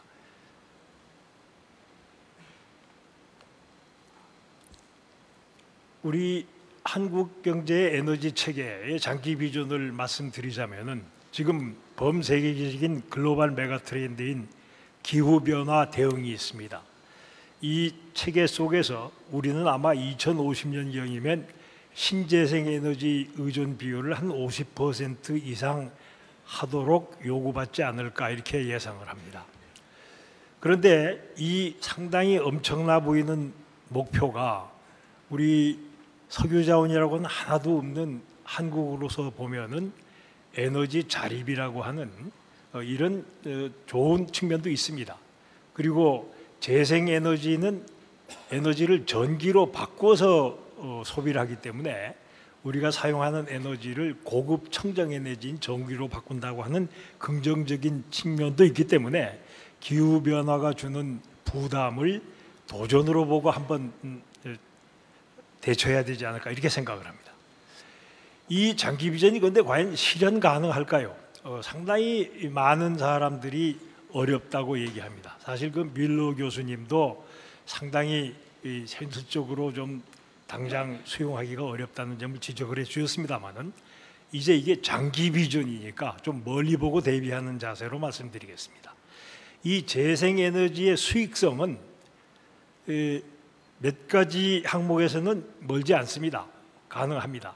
예컨대 태양광 발전 단가 비율의 추세를 보면은 일반 전기 단가 대비 태양광 발전 단가가 2002년도에는 15.1이었는데 2011년도에는 3.4가 되도록 급속히 낮아졌고, 그리고 지금 현재 시점에서도 LNG보다는 태양광 발전 단가가 높지만은 유류 발전 단가와는 거의 같은 수준에 이르러 있습니다. 이 이야기는 우리가 노력만 하면은 장기적으로는 얼마든지 수익성 있는 에너지 소스로 쓸 수 있다는 말씀이 되겠습니다. 이 비전을 어떻게 실현시킬까요? 투자가 이루어져야 합니다. 그런데 이 투자를 어떻게 이루어야 하느냐면은 우선 기술이 성공적으로 개발이 돼서 이 수익성이 있어야 되죠. 그 기술 개발을 하도록 국가에서는 지원을 해야 할 것 같습니다. 해야 합니다. 필요한 기술 개발에 집중 지원하는데 자력으로 수익성을 개발할 수 있는 프로젝트만 잘 선별하고, 그 다음에 이것도 중간중간 점검을 해가지고 단순히 정부 지원만 받고 지원이 끊어지면 포기하는 이런 연구 개발이 아닌 개발이 되도록 이끌어가야 할 것이고, 그리고 또 기술이 개발이 됐다고 하더라도 제도가 맞추어서 같이 변해주지 않으면은 이 개발된 기술이 활용되지 못합니다. 기존의 제도는 현존하는 산업 활동을 지원하기 위한 틀입니다. 새로이 나타나는 신산업, 신제품은 아주 자주 현행 제도의 걸림돌에 걸려서 상업화되지 못하는 이런 경우가 많이 있습니다. 그래서 시장 신호가 옳게 작용하도록 요금과 진입 규제를 혁파해서 일탈하지 않도록 제대로 활동하도록 틀을 만들어주고 각자 자기 능력껏 마음대로 사업을 해봐라 하는 이런 제도를 만들어 놓아야 신기술, 신제품은 상업화가 되고, 이 기술과 제도가 뒷바라지 할 때 투자가 일어납니다. 그러나 투자가 워낙 크기 때문에 공공투자가 일단 선도를 해야 할 것입니다. 그에 따라서 민간 투자가 집중적으로 유치되도록 이렇게 하는 것이 비전 실현의 추진 조건이 되겠습니다. 장기 비전 실현의 4대 축을 저는 이렇게 잡아왔습니다. 상당히 많은 신성장 산업이 있는데 저는 우선 신재생에너지, 재생에너지 발전, 그리고 그 다음에 스마트 그리드, 에너지 저장 시스템, 전기자동차, 이 네 항목을 일단 뽑아봤습니다. 그 이유는 한국적 현실에서 재생에너지 발전을 하려면은 에너지 저장 시스템이 백업을 해주지 않으면은 이것은 불가능합니다. 신재생에너지 50%가 되려고 하면은 매우 큰 에너지 저장 시스템이 필요한데 이 기술적으로 좀 상당히 어렵습니다. 아직도. 그것을 보완해 줄 수 있는 것이 전기자동차입니다. 주차 중인 전기자동차 한 600만 대 우리가 갖추고 있으면은 심야에 충분히 백업을 할 수 있는 기능을 우리가 발휘할 수 있습니다. 그리고 이 시스템을 조정할 수 있는 조정할 수 있는 그 시스템이 또 스마트 그리드입니다. 스마트 그리드는 재생에너지 활성화의 필수적인 요소죠. 제가 드리는 말씀은 재생에너지 발전, 에너지 저장 시스템, 전기자동차, 스마트 그리드는 따로 떼서 생각하지 말고 에너지 장기 비전 50% 이상 재생에너지, 신재생에너지 수용이라는 틀 속에서 보면은 연결해서 이 한국적 현실에서는 불가피한 필수라고 생각을 합니다. 물론 우리가 석유 자원이 충분한 나라일 것 같으면은 이 목적을 하지 않겠죠. 대단히 어렵습니다. 이 목적의 실현이. 그러나 노자의 도덕경에도 있습니다. 문제가 어려우면은 쉬운 부분을 찾아서 그것부터 풀어가라. 너무나 당연한 얘기입니다. 그러나 노자를 끌어서 얘기를 해야 좀 권위가 붙습니다.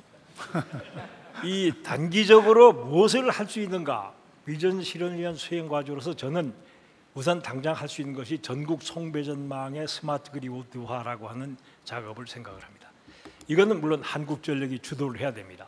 그러나 양방향형 개통망 관리를 통해서 소비자 반응을 유발하는 체계를 해야 되기 때문에 한전 주도하에서 민간 사업자가 대대적으로 참여를 해야 됩니다.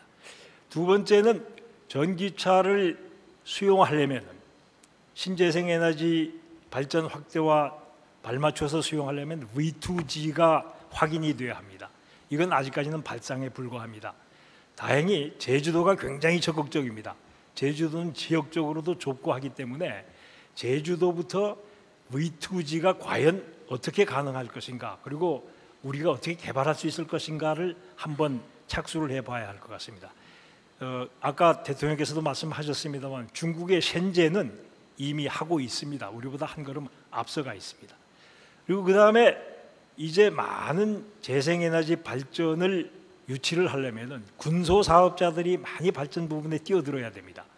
그러려면 군소 사업자들의 잉여 전력을 되팔 수 있는 이런 시스템이 되어야 됩니다. 지금 현재 자가발전 사업자 법에 의하면 자가발전자는 자기가 발전한 전력은 자기가 쓰고 되팔지 못하게 되어 있습니다. 이게 이제 구시대의 제도죠.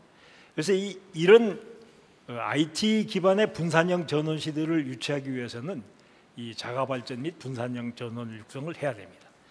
그래서 장기적으로는 당연히 신재생 에너지의 연구 지원 활동을 지원해야 됩니다. 우리는 아주 먼 길을 가야 됩니다. ESS와 전기자동차도 연구 개발해야 할 과제가 산적해 있습니다. 그리고 이 전기자동차를 활성화할 인프라 구축, 충전 역송전, 시설 표준 확정, 이런 것들이 아주 큰 과업으로 우리 앞에 놓여 있는데 쉬운 거부터, 앞에 거 쉬운 거부터 하고 이제 장기적으로는 이걸 준비하는데 몰두를 하면은 아마 장기 비전의 4대 축을 효과적으로 우리가 해낼 수 있지 않을까, 이렇게 기대를 합니다. 감사합니다. 네. 감사합니다. 이 교수님께서 에너지 신산업이 활성화되기 위해 필요한 주요 논점들을 설정해 주셨습니다. 공공이 선도하되 민간 투자가 활성화되도록 하고, 무엇보다 기술을 개발해야 하며, 그리고 제도를 바꾸고 요건과 진입 규제를 혁파하는 세 가지 과제를 제시해 주셨습니다. 이 과제들을 중심으로 토론을 이끌어가되 두 개의 세션으로 나누어 진행하도록 하겠습니다. 첫 번째 세션의 주제는 에너지 신산업 활성화를 위한 생태계를 구축하는 일입니다. 먼저 민간이 중심이 되는 활성화 방안에 대해 토론을 시작하겠습니다. KT 스마트 에너지 사업단의 김성훈 단장께서 토론을 열어주시기 바랍니다. 왼쪽 뒷줄에 안녕하십니까. 공민기업 KT에서 에너지 사업을 총괄하고 있는 김성훈입니다. 먼저 에너지 패러다임이 ICT 기반의 수요 관리로 바뀌는 이런 역사적 시점에서 이번 토론회 자료를 마련해 주신 대통령께 깊은 감사를 드립니다. 앞서 이승훈 교수님이 말씀하신 비전이 실현되기 위해서는 관련 인프라가 제때 구축돼야 되고, 이를 통해서 민간 투자를 이끌어낼 수 있어야 됩니다. 관련해서 제가 오늘 드릴 말씀은 크게 세 가지입니다. 첫째는 3년간 제주 스마트 그리드 실증을 통해 얻은 성과에 대한 내용이고, 둘째는 실증 사업에 참여하면서 느꼈던 아쉬운 점이며, 셋째는 전기차 충전 사업이 민간으로 뿌리 내리기 위한 건의 사항입니다. KT는 제주 스마트 그리드 실증 사업에서 얻은 성과를 바탕으로 스마트 에너지 사업을 의욕적으로 추진하고 있습니다. 그 대표적인 사업 모델인 에너지 효율화 사례에 대해서 먼저 말씀을 드리겠습니다. 그 미국 서부에 가보시면은 환갑이 넘은 사하라 호텔이라고 있는데, 최근 대대적인 공사를 마치고 최첨단 대형 호텔로 재오픈했습니다. 여기에 바로 국내 토종 기술을 활용한 에너지 효율화 솔루션이 적용이 됐습니다. 이는 에너지 신사업 모델이 대한민국을 넘어 글로벌 1등 수출 상품으로 될 수 있다는 가능성을 보여준 예라고 봅니다. 국내의 경우는 세종시에 관공서, 참샘초등학교, 그리고 주민센터를 묶어 도시 단위의 에너지 효율화 사업을 실증했는데, 이 사업은 향후 스마트 그리드 시티로 확장될 수 있다는 데 더 큰 의의가 있습니다. 이런 가시적인 성과에도 불구하고 사업자로서 전기차 충전 실증 과정에서 느낀 아쉬운 점을 현장의 다양한 목소리를 담아 몇 가지 말씀드리겠습니다. 전반적으로 하드웨어 인프라를 도입하는 측면에 치우치다 보니 사업 모델을 테스트할 수 있는 환경이 좀 부족했다는 생각이 듭니다. 이게 무슨 얘기냐 하면은 관련 규정 등의 미비로 유료 충전 서비스를 시험해 볼 수가 없었습니다. 또한 충전기 표준 및 공동으로 활용하는 방안에 대한 검토가 부족해 충전기 단가가 비싸진다거나 상호 운영성이 떨어지는 문제가 발생해 사업화가 지연되는 면도 있었습니다. 따라서 향후의 그 실증 사업 단계부터 돈을 벌 수 있는 사업 모델을 테스트하고 상호 운영 표준을 검증할 수 있는 환경이 필요합니다. 마지막으로 건의 사항에 대해서 말씀드리겠습니다. KT는 아직 활성화되고 있지 않은 전기차 유료 충전 서비스를 검토 중인데, 한전 및 완성차 업체들과 협력해서 스마트 그리드 확산 사업 대상 지역을 우선으로 사업하려 합니다. 하지만 민간 기업의 협력만으로는 한계가 있기 때문에 적정 수준의 인프라가 확보될 때까지는 정부의 지속적인 지원을 통한 민간의 경제성 확보가 필수적입니다. 특히 사업자들이 한전에서 도매로 전력을 사서 전기차 충전용으로 판매할 수 있도록 충전 사업자를 위한 법적 지위를 마련해 주실 것을 건의드립니다. 이러한 정부의 지원과 민간의 사업 의지가 결합된다면 적극적인 기업들의 사업 참여로 국가 차원의 신사업이 창출될 수 있다고 믿고, 또한 국민들이 편안하게 사용할 수 있는 충전 서비스를 제공할 수 있을 것으로 믿습니다. 네, 경청해 주셔서 감사합니다. 네, 말씀 감사합니다. 다음은 에너지 시장의 가격 규제와 진입 규제 혁파에 관하여 건국대 박종배 교수께서 말씀해 주시기 바랍니다. 앞 좌석 오른쪽에 계십니다. 네, 건국대학교 박종배입니다. 저는 오늘 전기요금의 현황, 문제점, 개선 방안을 중심으로 말씀을 올리겠습니다. 우리나라 전기요금은 OECD 평균에 비해서 상당히 낮은 수준입니다. 가정용은 60%, 산업용은 75% 수준에 불과합니다. 또한 국가별로 비교를 했을 때 일본의 40%, 그다음에 독일의 25% 수준에 불과할 정도로 매우 낮습니다. 이러한 가격 왜곡으로 인해서 지난 20년간 우리나라 전기 소비는 OECD 회원국 가운데 가장 빠르게 성장을 하였습니다. 뿐만 아니라 에너지 원사의 가격 왜곡으로 인해서 냉난방을 전기로 하는 지경에까지 이르렀습니다. 문제점을 말씀드리겠습니다. 이러한 낮은 전기요금은 소비자의 자발적인 에너지 전략을 첫째 유인하지 못합니다. 둘째, 에너지 전략과 관련된 기술 개발과 산업화를 추진하지 못하고요. 특히 세 번째는 에너지 신산업으로 이끌어지는 메가와트 산업의 제해 요소로 작용을 할 것입니다.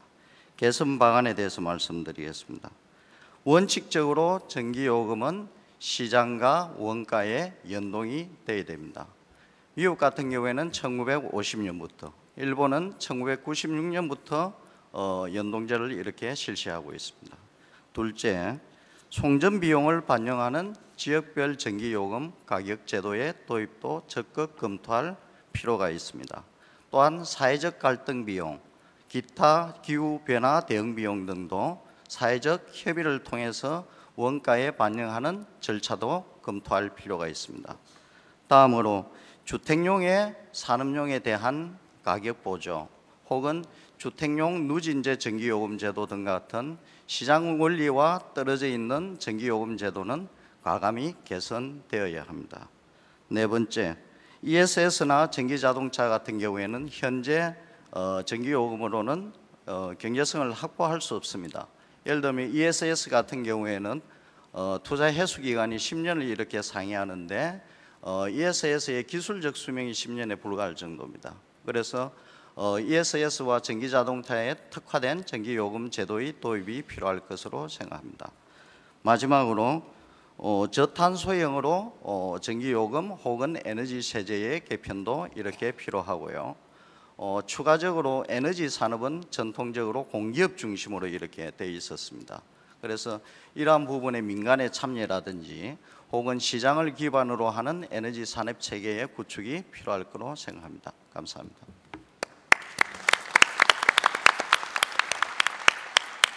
네, 제도를 바꾸는 데 관한 좋은 말씀 감사합니다. 이어서 투자 재원을 조달하는 방안에 대하여 시티그룹의 에너지 환경 부문 투자를 담당하고 계신 마이클 에커트 이사님께 토론을 부탁드리도록 하겠습니다. 오른쪽 앞열에 계십니다. Madam President, 존경하는 박근혜 대통령님, 존경하는 내외 기빈 여러분, 오늘 제가 이 자리에서 투자와 재원 조달에 대해서 또 어떻게 하면 우리가 좀 더 스케일을 격상시킬 수 있을까, 어디에서 자본을 조달할 수 있을까에 대해 말씀드리게 돼서 영광입니다. 시티은행과 시티그룹 또 5만 명 이상이 직원을 보유하고 있고 또 30개 이상의 기업 법인 고객을 보유하고 있고 또 160개 국가에서 개인 고객을 보유하고 있는 저희 시티그룹은 아마도 세계에서 가장 포괄적인 지역에서 영업을 하고 있고 많은 고객을 보유하고 있는 은행이 아닌가 생각합니다. 저희는 120여 년 동안 많은 변화를 겪었고요. 무엇보다도 인류 역사를 본다면은요, 이제 기존 전통적인 에너지에서 120년의 역사를 거쳐서 청정 에너지로 가고 있습니다. 저희가 S 형태로 가는 게 아니라 이제 스케일 업 형태로서 계속해서 진화하고 있습니다. 제가 강조하고 싶은 것은요, 무엇보다도 5가지 위대한 혁신이 있었습니다. 이 5가지 혁신을 얼마든지 활용할 수가 있습니다. S커브에서 계속해서 진화를 하면서요, 과거 이루어졌던 거 현재 이루어지고 있는 건데 5가지를 하나씩 말씀드리겠습니다. 첫째, 환경 변화. 무엇보다도 기술 혁신, 또 시장의 변혁, 인센티브를 초기 투자가들에게 제공해주고 재원 조달을 해주면서 또 재정적인 혁신을 계속해서 자본시장에서 도모하는 것입니다. 첫째, 환경 혁신에 대해서 말씀을 드리겠습니다. 최소한 미국에서 시작이 됐습니다. 1970년대 청정환경법이 제정이 되면서 계속해서 청정 에너지로 나아갔습니다. 지난 수년 동안 환경규제법, 환경보호법이 개정이 되면서 계속해서 환경과 관련된 법이 이루어지고 또 기후환경 변화와 관련돼서 계속 환경법이 제정이 되었습니다. 정말 본질적으로 가장 핵심이 되는 내용입니다. 만약 환경과 기후 법규가 취약하다, 그렇다면 재정적인 차원에서 정당화가 생길 수가 없습니다. 좀 더 많은 청정 에너지에 대한 재정 지원을 해줄 수가 없습니다. 둘째, 기술 혁신. 언제 생겼느냐? 무엇보다도 17세기부터 또 나아가서 원유, 석유 파동이 있으면서 그리고 나서 환경운동가들의 여러 활동 덕분에 계속해서 기술 혁신이 이루어졌습니다. 아시겠지만 엔지니어들 또 과학자들을 계속해서 격려하면서 어떻게 하면 좀 더 기술 혁신을 도모할 수 있을까? 한국도 노력을 하고 있을 것입니다. 이제는 조력, 풍력, 에너지 관련된 대체 에너지 또 그 외에도 수많은 에너지를 위해서 계속 노력을 기울이고 있습니다. 1976년부터 시작되었던 노력입니다. 세 번째, 가장 중요한 것은요, 시장 구조에 대한 변화입니다. 1970년 미국에서 시작이 되었는데요. 상당히 많은 전력 시설을 계속해서 좀 더 혁신화시켜서 이제는 발전을 좀 더 효율적으로 하도록 하고 있습니다. 이 노력이 전 세계적으로 유럽을 포함해서 벌어지고 있고 이제는 전 세계 모든 곳에 이루어지고 있습니다. 오늘 이 자리에는요, 그 민간 발전소도 있지만요, 그 외에도 수많은 발전소들이 또 개개인들이 비상 발전소를 각 가정에 만든다든지 상업용 건물에 만든다든지 하면서 소매형으로 구매할 때 드는 높은 전기 가격을 낮추려고 하고 있습니다. 이를 통해서 새로운 시장 혁신이 이루어지고 있고 시장 구조가 변화하고 있습니다. 네 번째 가장 중요한 것은요, 무엇보다도 청정 에너지에 대한 투자를 촉진하기 위해서 초기 투자에 대한 재정적인 지원이 있어야 됩니다. 1992년 미국에서는요, 새로운 이 풍력 발전에 대한 세제 혜택을 주었고 또 98년에 처음으로 독일에서도요, 새로운 피드인이라는 제도 하에서 인센티브를 제공하게 되었습니다. 원래는 지원금을 주려고 했던 게 아니라요, 20년 동안 커미트먼트를 갖고 이 프로젝트를 추진할 경우에 있어서 대출을 해준다는 것입니다. 저가로서 대출을 제공해준다는 것입니다. 그렇기 때문에 커미트먼트 자체가 가장 중요한 아이디어입니다. 이 FIT에 대해서요. 그리고 나서 투자와 관련돼서 태양력 발전을 할 경우에 있어서 리스크가 있기 때문에 새로운 인센티브 및 세제 혜택을 주는 것입니다. 그렇다면은 이 파이낸스라는 것은요, 리스크를 감당하게 해주고 또 투자 자본을 계속해서 제공해주게 됩니다. 그리고 마지막으로 자본시장과 관련해서 많은 개혁이 일어나고 있습니다. 현재 청정식 에너지를 지원을 하기 위해서 많은 변화가 일어나고 있습니다. 작년 같은 경우에는 CD뿐만 아니라 다른 은행에서도 일드, 콜드 모델을 만들게 되었습니다. 클린 에너지를 위한 그런 포트폴리오로서 일코라는 그런 별명을 가지고 있습니다. 이것이 이제 어떤 소득을 창출을 하게 되는 그런 투자 구조가 되겠습니다. 이 채권 시장에서도 역시 이 다양한 소수력 발전 또 소태양력 발전을 위해서 많은 투자를 하고 있습니다.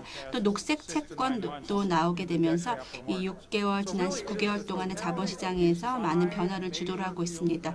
전체적으로 합쳐볼 때 이 5가지의 영역에서 총체적으로 이러한 재무적인 분야 그리고 투자적인 분야에서 많은 혁신들을 가져오고 있다는 것입니다. 이러한 것들이 비용을 낮추고 또한 기술을 더욱더 확산하고 R&D를 활성화하는 데 도움이 될 것이라고 생각을 합니다. 정부의 인센티브 그리고 정부의 인센티브를 주지 않고자 하는 이런 정책적인 선택들 그리고 이 리스크 등이 총체적으로 고려가 될 것이라고 생각이 됩니다.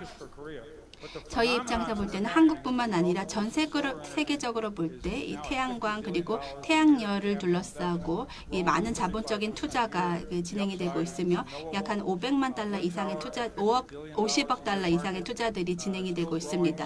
그리고 이것은 연에 35% 이상 계속해서 성장을 하고 있다는 것입니다.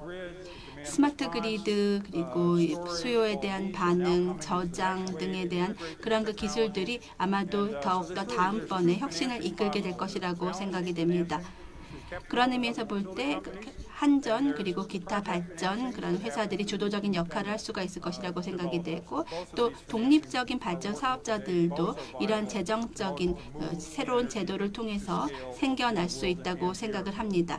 한국뿐만 아니라 세계적으로 좋은 대안이 될 것이라고 생각을 합니다. 전 세계적으로 볼 때 이 성공의 그러한 가장 큰 핵심적인 요건이 바로 이 5개의 영역이라고 생각이 되고 하나의 작은 성공부터 시작을 해서 각각의 시장이 직면하고 있는 그러한 리스크를 극복을 해나가면서 자본적 투자를 유도할 필요가 있을 것이라고 생각을 합니다. 다시 한번 박근혜 대통령과 그리고 한국의 그러한 프로젝트를 지지합니다. 감사합니다. 네, 감사합니다. 투자 문제에 이어서 이번에는 기술 개발의 성과를 높이는 방안에 대하여 토론을 정해보도록 하겠습니다. 20여 년 동안 현장에서 에너지 분야 컨설팅을 담당해 오신 서울대학교의 김희집 교수님께서 말씀해 주시겠습니다. 오른쪽 앞면에 계십니다. 안녕하십니까. 오늘 토론하는 에너지 신산업이 크게 성장하기가 사실 만만치 않습니다. 이런 에너지 신산업이 실질적인 성과를 내기 위해서는 현재 기술 개발 방향에 몇 가지 혁신적인 변화가 필요하다고 생각합니다. 몇 가지 아이디어를 말씀드리도록 하겠습니다. 먼저 첫 번째, 에너지 신산업을 창출하는 데 있어서 정부가 해줄 수 있는 가장 큰 도움은 이 대기업, 중소기업이 새롭게 개발한 기술을 실제 산업 현장에서 적용해 볼 수 있는 테스트 베드를 만들어 주시는 겁니다.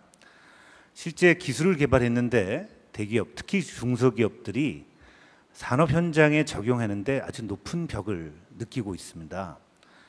그래서 이 새롭게 개발한 기술을 실험실 수준의 테스트베드가 아니라 산업 현장 수준의 테스트베드를 만들어 주시면 신기술을 적용하면서 발전도 시키고 또 동시에 이 트랙 레코드가 돼서 해외 수출하는 데도 아주 좋은 인증 자료가 될 것으로 그렇게 판단이 됩니다.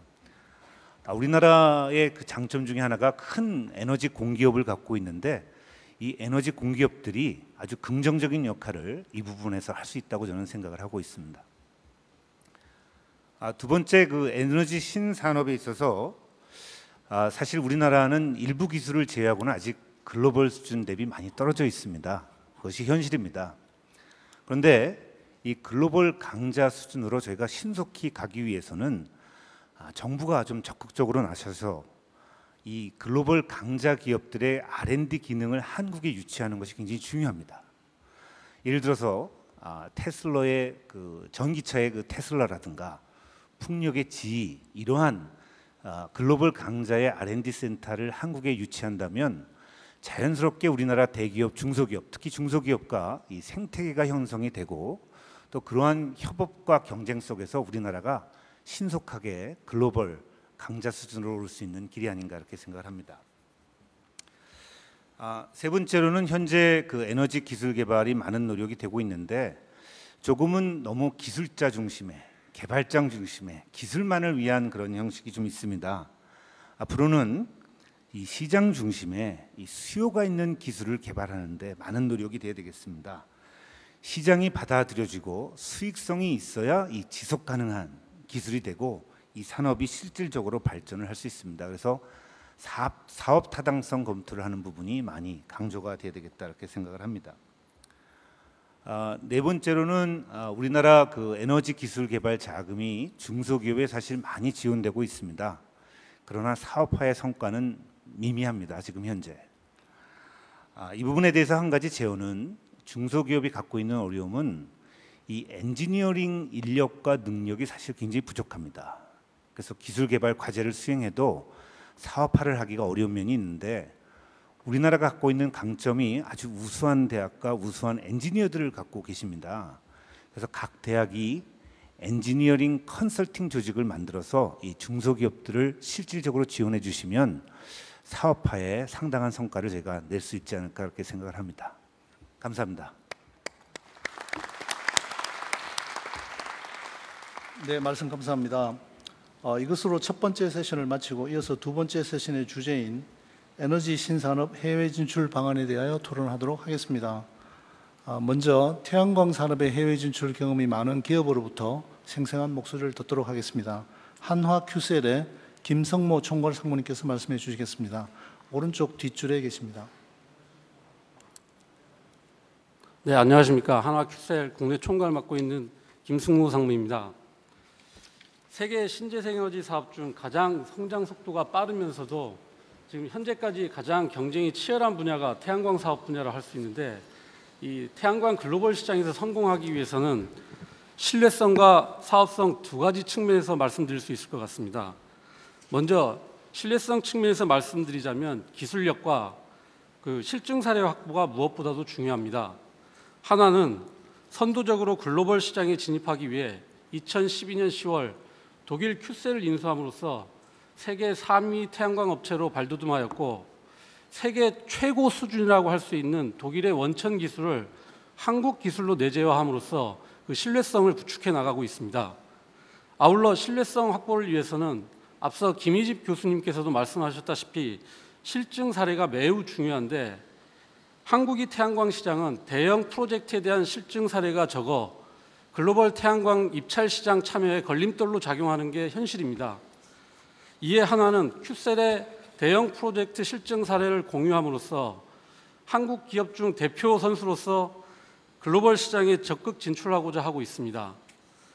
또한 분산형 전력 시장과 관련해서 산업부 주관으로 진행하고 있는 독립전력망 구축 실증 사업에도 중소기업과 함께 참여함으로써 향후 시장 확대가 기대되는 분산형 전력 시장에도 대비하고 있습니다.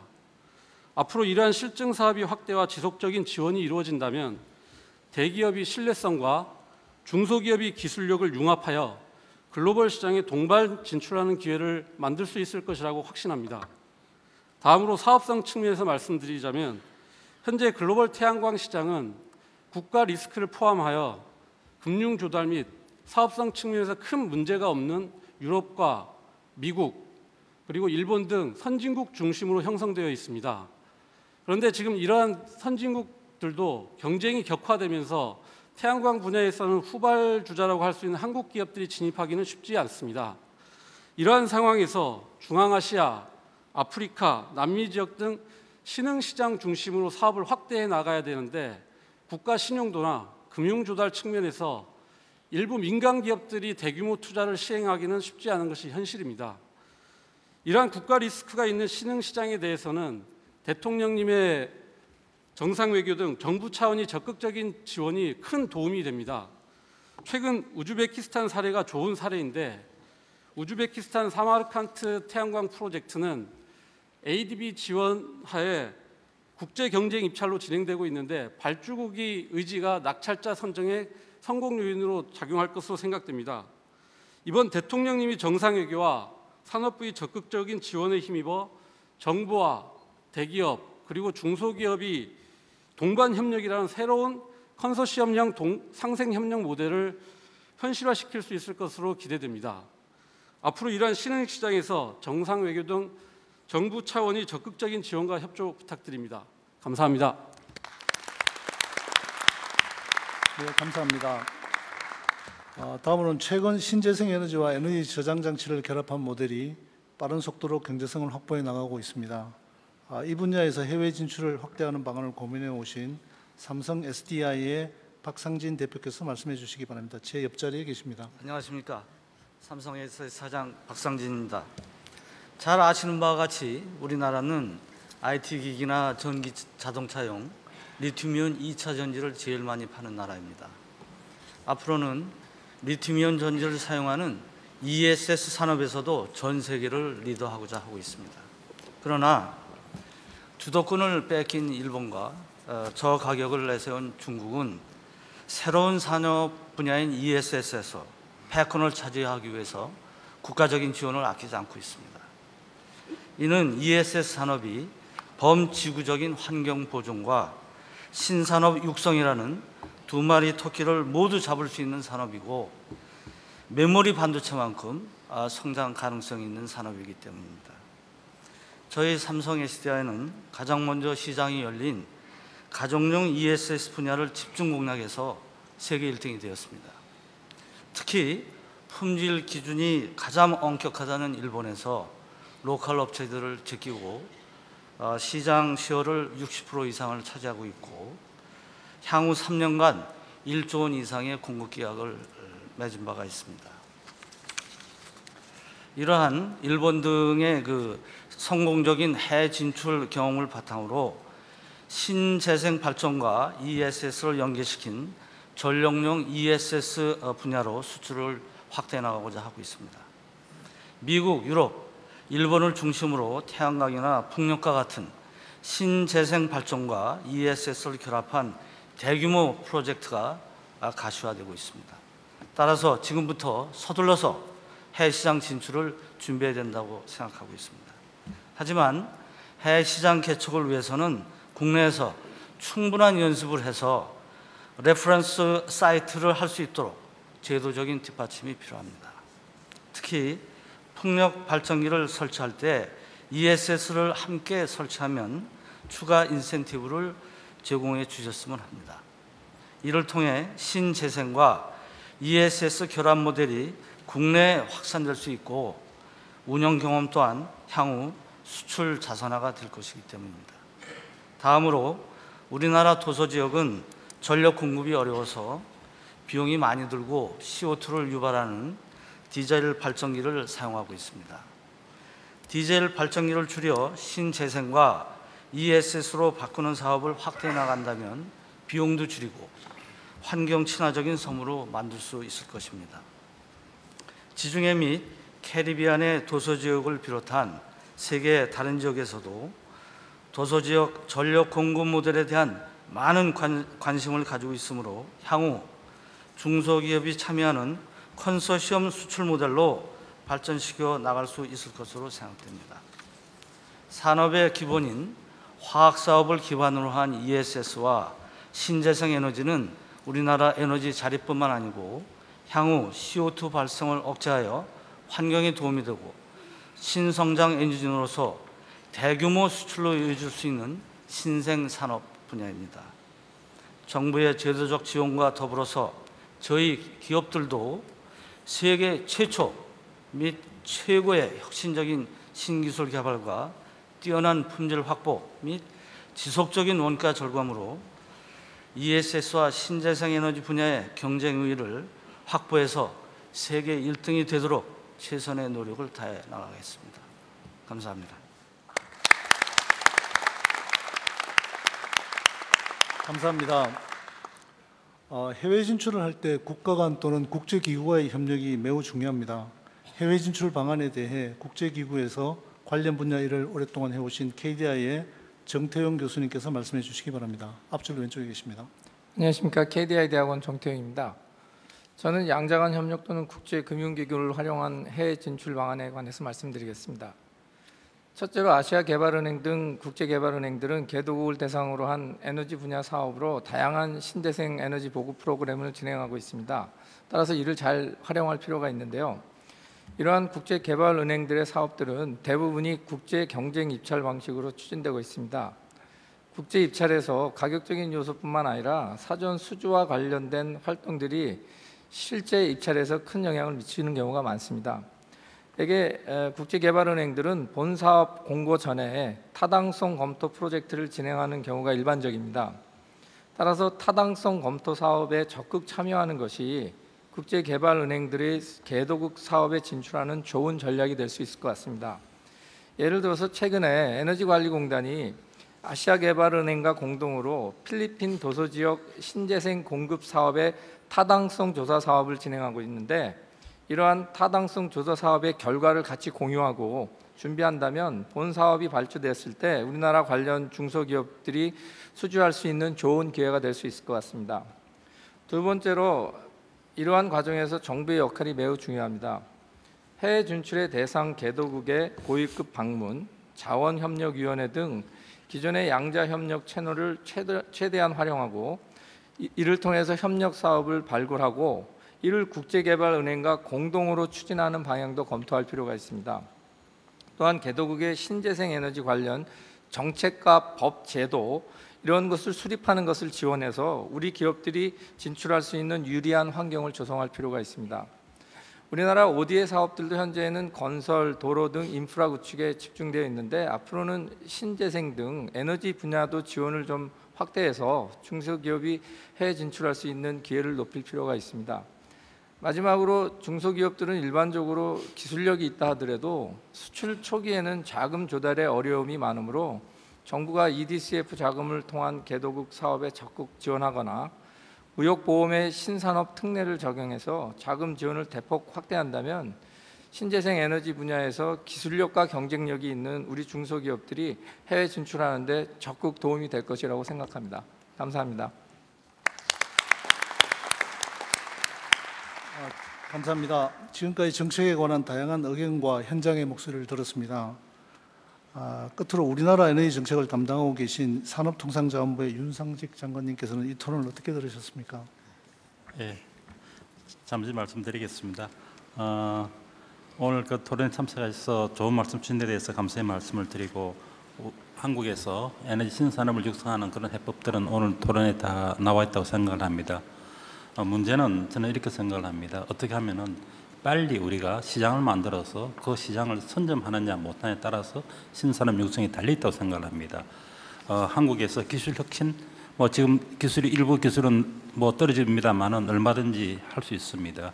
요금제도 얼마든지 할 수 있습니다. 그러나 문제는 이 시장이 ICT와 또 빅데이터, 금융, 하드웨어, 또 전통적인 또 에너지까지 다 연결되어 있는 시장이기 때문에 굉장히 참자가 많다는 겁니다.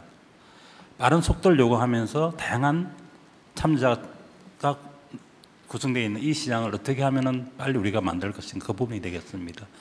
그래서 저는 지금까지 에너지 시장, 에너지 제도라는 것은 파시트 방식으로 했습니다. 규제가 원칙이 되고 예외적으로 허용되는 그런 시장이었습니다만 이제는 신산업은 그렇게 해서는 안 되겠다.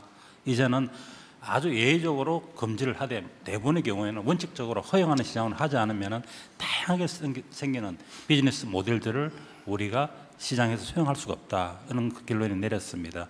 그런 측면에서 저희가 앞으로 법을 갖다가 개정하겠습니다만은 그러나 또 법 개정까지 기다리기에는 상당히 시간이 걸립니다. 그래서 이미 저희가 에너지 신산업을 육성하기 위해서 법을 이미 개정한 부분이 있습니다. 이런 부분들은 빨리 시행을 하도록 하겠습니다. 11월 달에 에너지를 절감한 부분을 시장에서 팔 수 있는 네와트 시장을 11월 달에 개설하는 것과 마찬가지가 되겠습니다. 또 법 개정이 필요 없는 부분들은 저희가 즉시 제도를 개선해서 바로 새로운 시장을 창출하는 데 불편함이 없도록 하겠습니다. 이를 통해서 우리가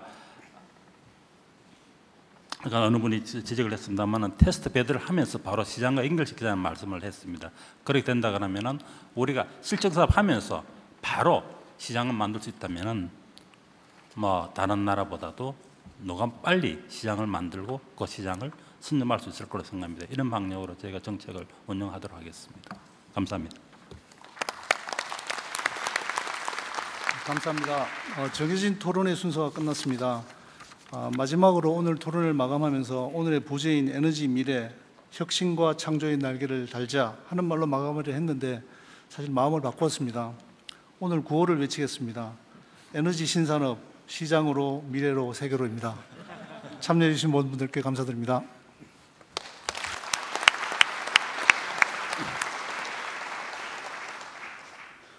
오늘 나온 각계의 다양한 의견에 대해 새누리당 정책위원회 부의장인 이현재 의원의 말씀을 듣겠습니다. 네, 새누리당 이현재 정책위 부의장입니다. 오늘 아주 좋은 주제 발표 또 토론 말씀 잘 들었습니다. 그리고 모두의 대통령님께서 우리 에너지 신산업에 나갈 방향을 제시해 주신 거 우리 에너지 산업 발전에 큰 계기가 되리라고 생각합니다. 제가 두 가지만 강조해서 말씀드리겠습니다. 우선 우리 국민의 수용성을 좀 높여야 되겠다. 국민과 함께하는 그런 에너지 산업이 돼야 되겠다는 말씀입니다. 사실은 지금 에너지 산업이 싸게 질 좋은 에너지를 공급해서 우리 경제 발전을 이루었습니다. 그래서 전기요금 싸게 공급하거든요.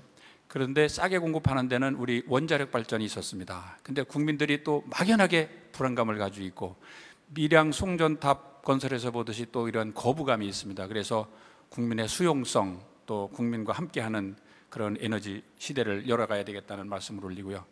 두 번째, 오늘 많은 에너지 신산업 관련해서 의견을 제시해 주셨습니다. 우리가 해야 되는 일이 뭐고 잘하는 게 뭐고 어떻게 해야 되는 방향을 제시해 주셨습니다. 근데 중요한 것은 이게 정부에서 대통령께서도 아까 말씀 계셨지만 과감하게 선제적으로 제도를 만들고 정부 정책이 예측성이 있어야 사업화가 가능하다고 생각합니다. 그래서 이런 제도를 만들어주는 게 매우 중요하다고 생각합니다. 아까 사례 발표에 있었습니다마는 전기 자동차 제일 중요한 것은 충전입니다. 우리가 휴대폰 충전하듯이 아무 데서나 싸게 충전할 수 있는 그러한 제도를 만들어주는 거 이게 굉장히 중요하다고 생각합니다. 그리고 이제 우리 스마트 그리드 이승훈 교수님 아주 계속 주장을 해오시는데 스마트 그리드 해야 되는데 전국적으로 하면서 또 이게 쌍방향이 돼야 생산과 소비가 함께 이루어져야 우리 사업 기회가 이루어지는 거 아니냐. 그리고 우리 전기에 있어서 가장 논란이 되는 게 이거 가격 문제입니다. 에너지 지금까지는 싸게 공급하는 게 중점이었다면 앞으로는 효율적으로 어떻게 쓸 거냐. 그러면은 우리 가격 체계를 정말로 과감하게 혁신해야 된다고 생각합니다. 그래야 여기서 생긴 돈으로 신재생 에너지도 하고 또 에너지 저장 장치 등 이러한 기술도 개발할 수 있는 거라고 이렇게 생각을 합니다. 지금 그동안 에너지 산업이 제대로 이렇게 발전 못된 데 한 가지 원인은 너무 보조금에 의지한 에너지 산업 정책이 아니었느냐. 그래서 여러 번 말씀이 있었듯이 시장이 작동하는 그러한 그 에너지 산업으로 갈 때 시장이 작동할 때 에너지 산업도 정말로 튼튼하게 발전해 나간다고 생각합니다. 오늘 뭐 이러한 좋은 의견들 정부에서 정책화 나가는데 당으로서도 법, 제도, 예산 지원에 최선을 다하겠습니다. 감사합니다.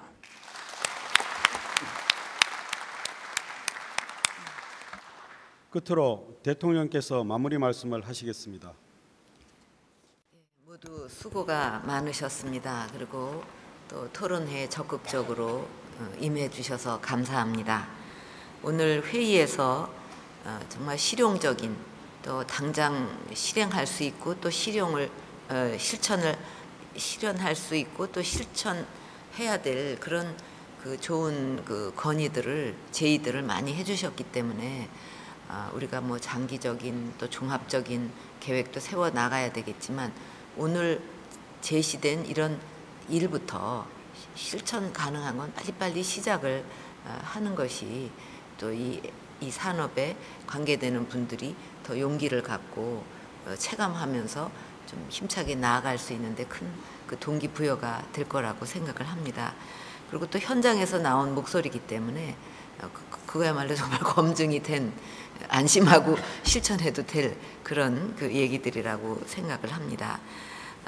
그 최근에 글로벌 비즈니스계에서 빅뱅 파괴라는 용어가 이제 새롭게 주목을 받고 있다고 하는데 SNS나 스마트폰처럼 신산업 하나가 등장하자마자 순식간에 기존의 시장을 대체해버리는 그런 현상을 말하는데 최근에는 신산업의 이 변화 속도가 너무 빨라서 기존의 경영학 이론으로는 설명이 불가능하다고 합니다. 이렇게 세상은 눈부시게 변하는데 여전히 뭐 정부가 주도하고 민간이 따라가는 이런 방식에 갇히게 되면 우리 경제가 성장하는데 한계에 부딪힐 수밖에 없습니다. 그래서 정부의 역할은 어디까지나 민간의 자생적 성장을 위한 토양을 마련하는 것인 만큼 상시 협력 채널을 만들어서 민간의 의견을 적극적으로 정부가 수렴해야 되고 또 기업들도 이런 채널을 통해서 적극적으로 요구할 것은 요구하면서 함께 나가야 된다고 생각을 합니다. 그리고 아까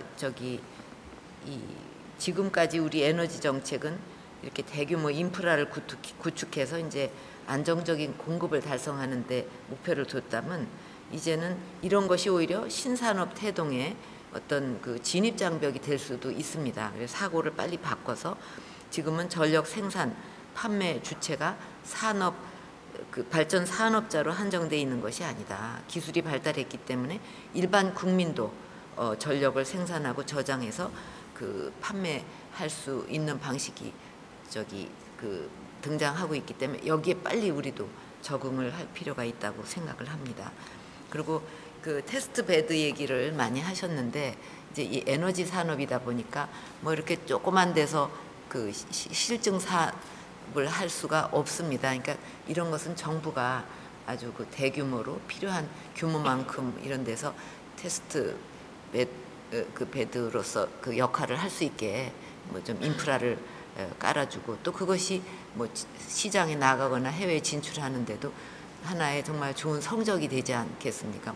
뭐 믿고서 우리가 맡기겠느냐 할 때 이렇게 했다 하는 그런 얘기를 해야 되니까 그런 면에서도 좋고 또 ESS 같은 것은 이제 우리나라가 좀 각고의 노력 끝에 굉장히 기술적으로 자랑할 만한 수준에 왔습니다. 이제 그렇게 애쓰신 노고에 좀 격려와 감사를 드리고요.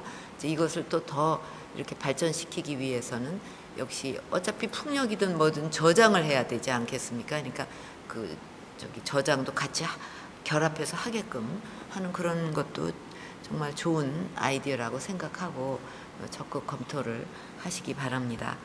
그래서 오늘 이렇게 논의된 그 내용들을 토대로 해서 지금의 정부와 공기업 중심 에너지 시스템을 민간이 활발하게 참여하는 활기찬 신시장으로 적극적으로 전환해 나가야 하겠습니다. 그리고 민간 투자와 시장 참여를 가로막는 규제, 제도적 장벽들은 관련 부처가 협업해서 최대한 단시간 내에 해소를 해주기를 바라고 또 민간의 자생적 생태계 조성을 위한 기술, 금융, 정보 지원도 아끼지 말아야 하겠습니다. 어제 규제 관련 회의에서도 이 규제를 푸는 것도 중요하지만 빨리 푸는 게 더 중요하다. 왜냐하면 기술 발전이 너무 빠르니까 이거 해야지 하는 사이에 이제 새 기술이 나오고 시장이 또 다른 데서 선점을 하면은 아무 소용이 없어요. 그래서 이 속도가 푸는데도 속도가 필요하다. 다시 강조를 합니다. 그리고 신산업 진출을 통해서 대박을 터뜨린 기업이 있다면 또 이런 성공 사례를 확산시키는 것도 중요합니다. 성공 사례들이 여기저기 많이 보여야 다른 기업들도 용기를 내고 또 동기가 부여될 것입니다. 산업계뿐만 아니라 우리 국민들께서도 에너지 신산업의 효용을 국민들도 이렇게 알 수 있게 적극적으로 국민들에게도 알릴 필요가 있습니다. 그래서 신재생 전력 저장 장치 등을 설치하면 우리 집이 얼마나 편리해지는지, 또 전기요금은 얼마나 절감이 되고 환경에도 얼마나 도움이 되는지 이런 것을 잘 홍보를 해서 국민들도 적극 아주 동참할 수 있도록 해야 하겠습니다. 그래서 오늘 참석해 주신 여러분께 다시 한번 감사를 드리면서 우리 에너지 신산업의 새로운 도약을 위해서 모두 함께 더욱 노력해 주실 것을 부탁드립니다. 감사합니다.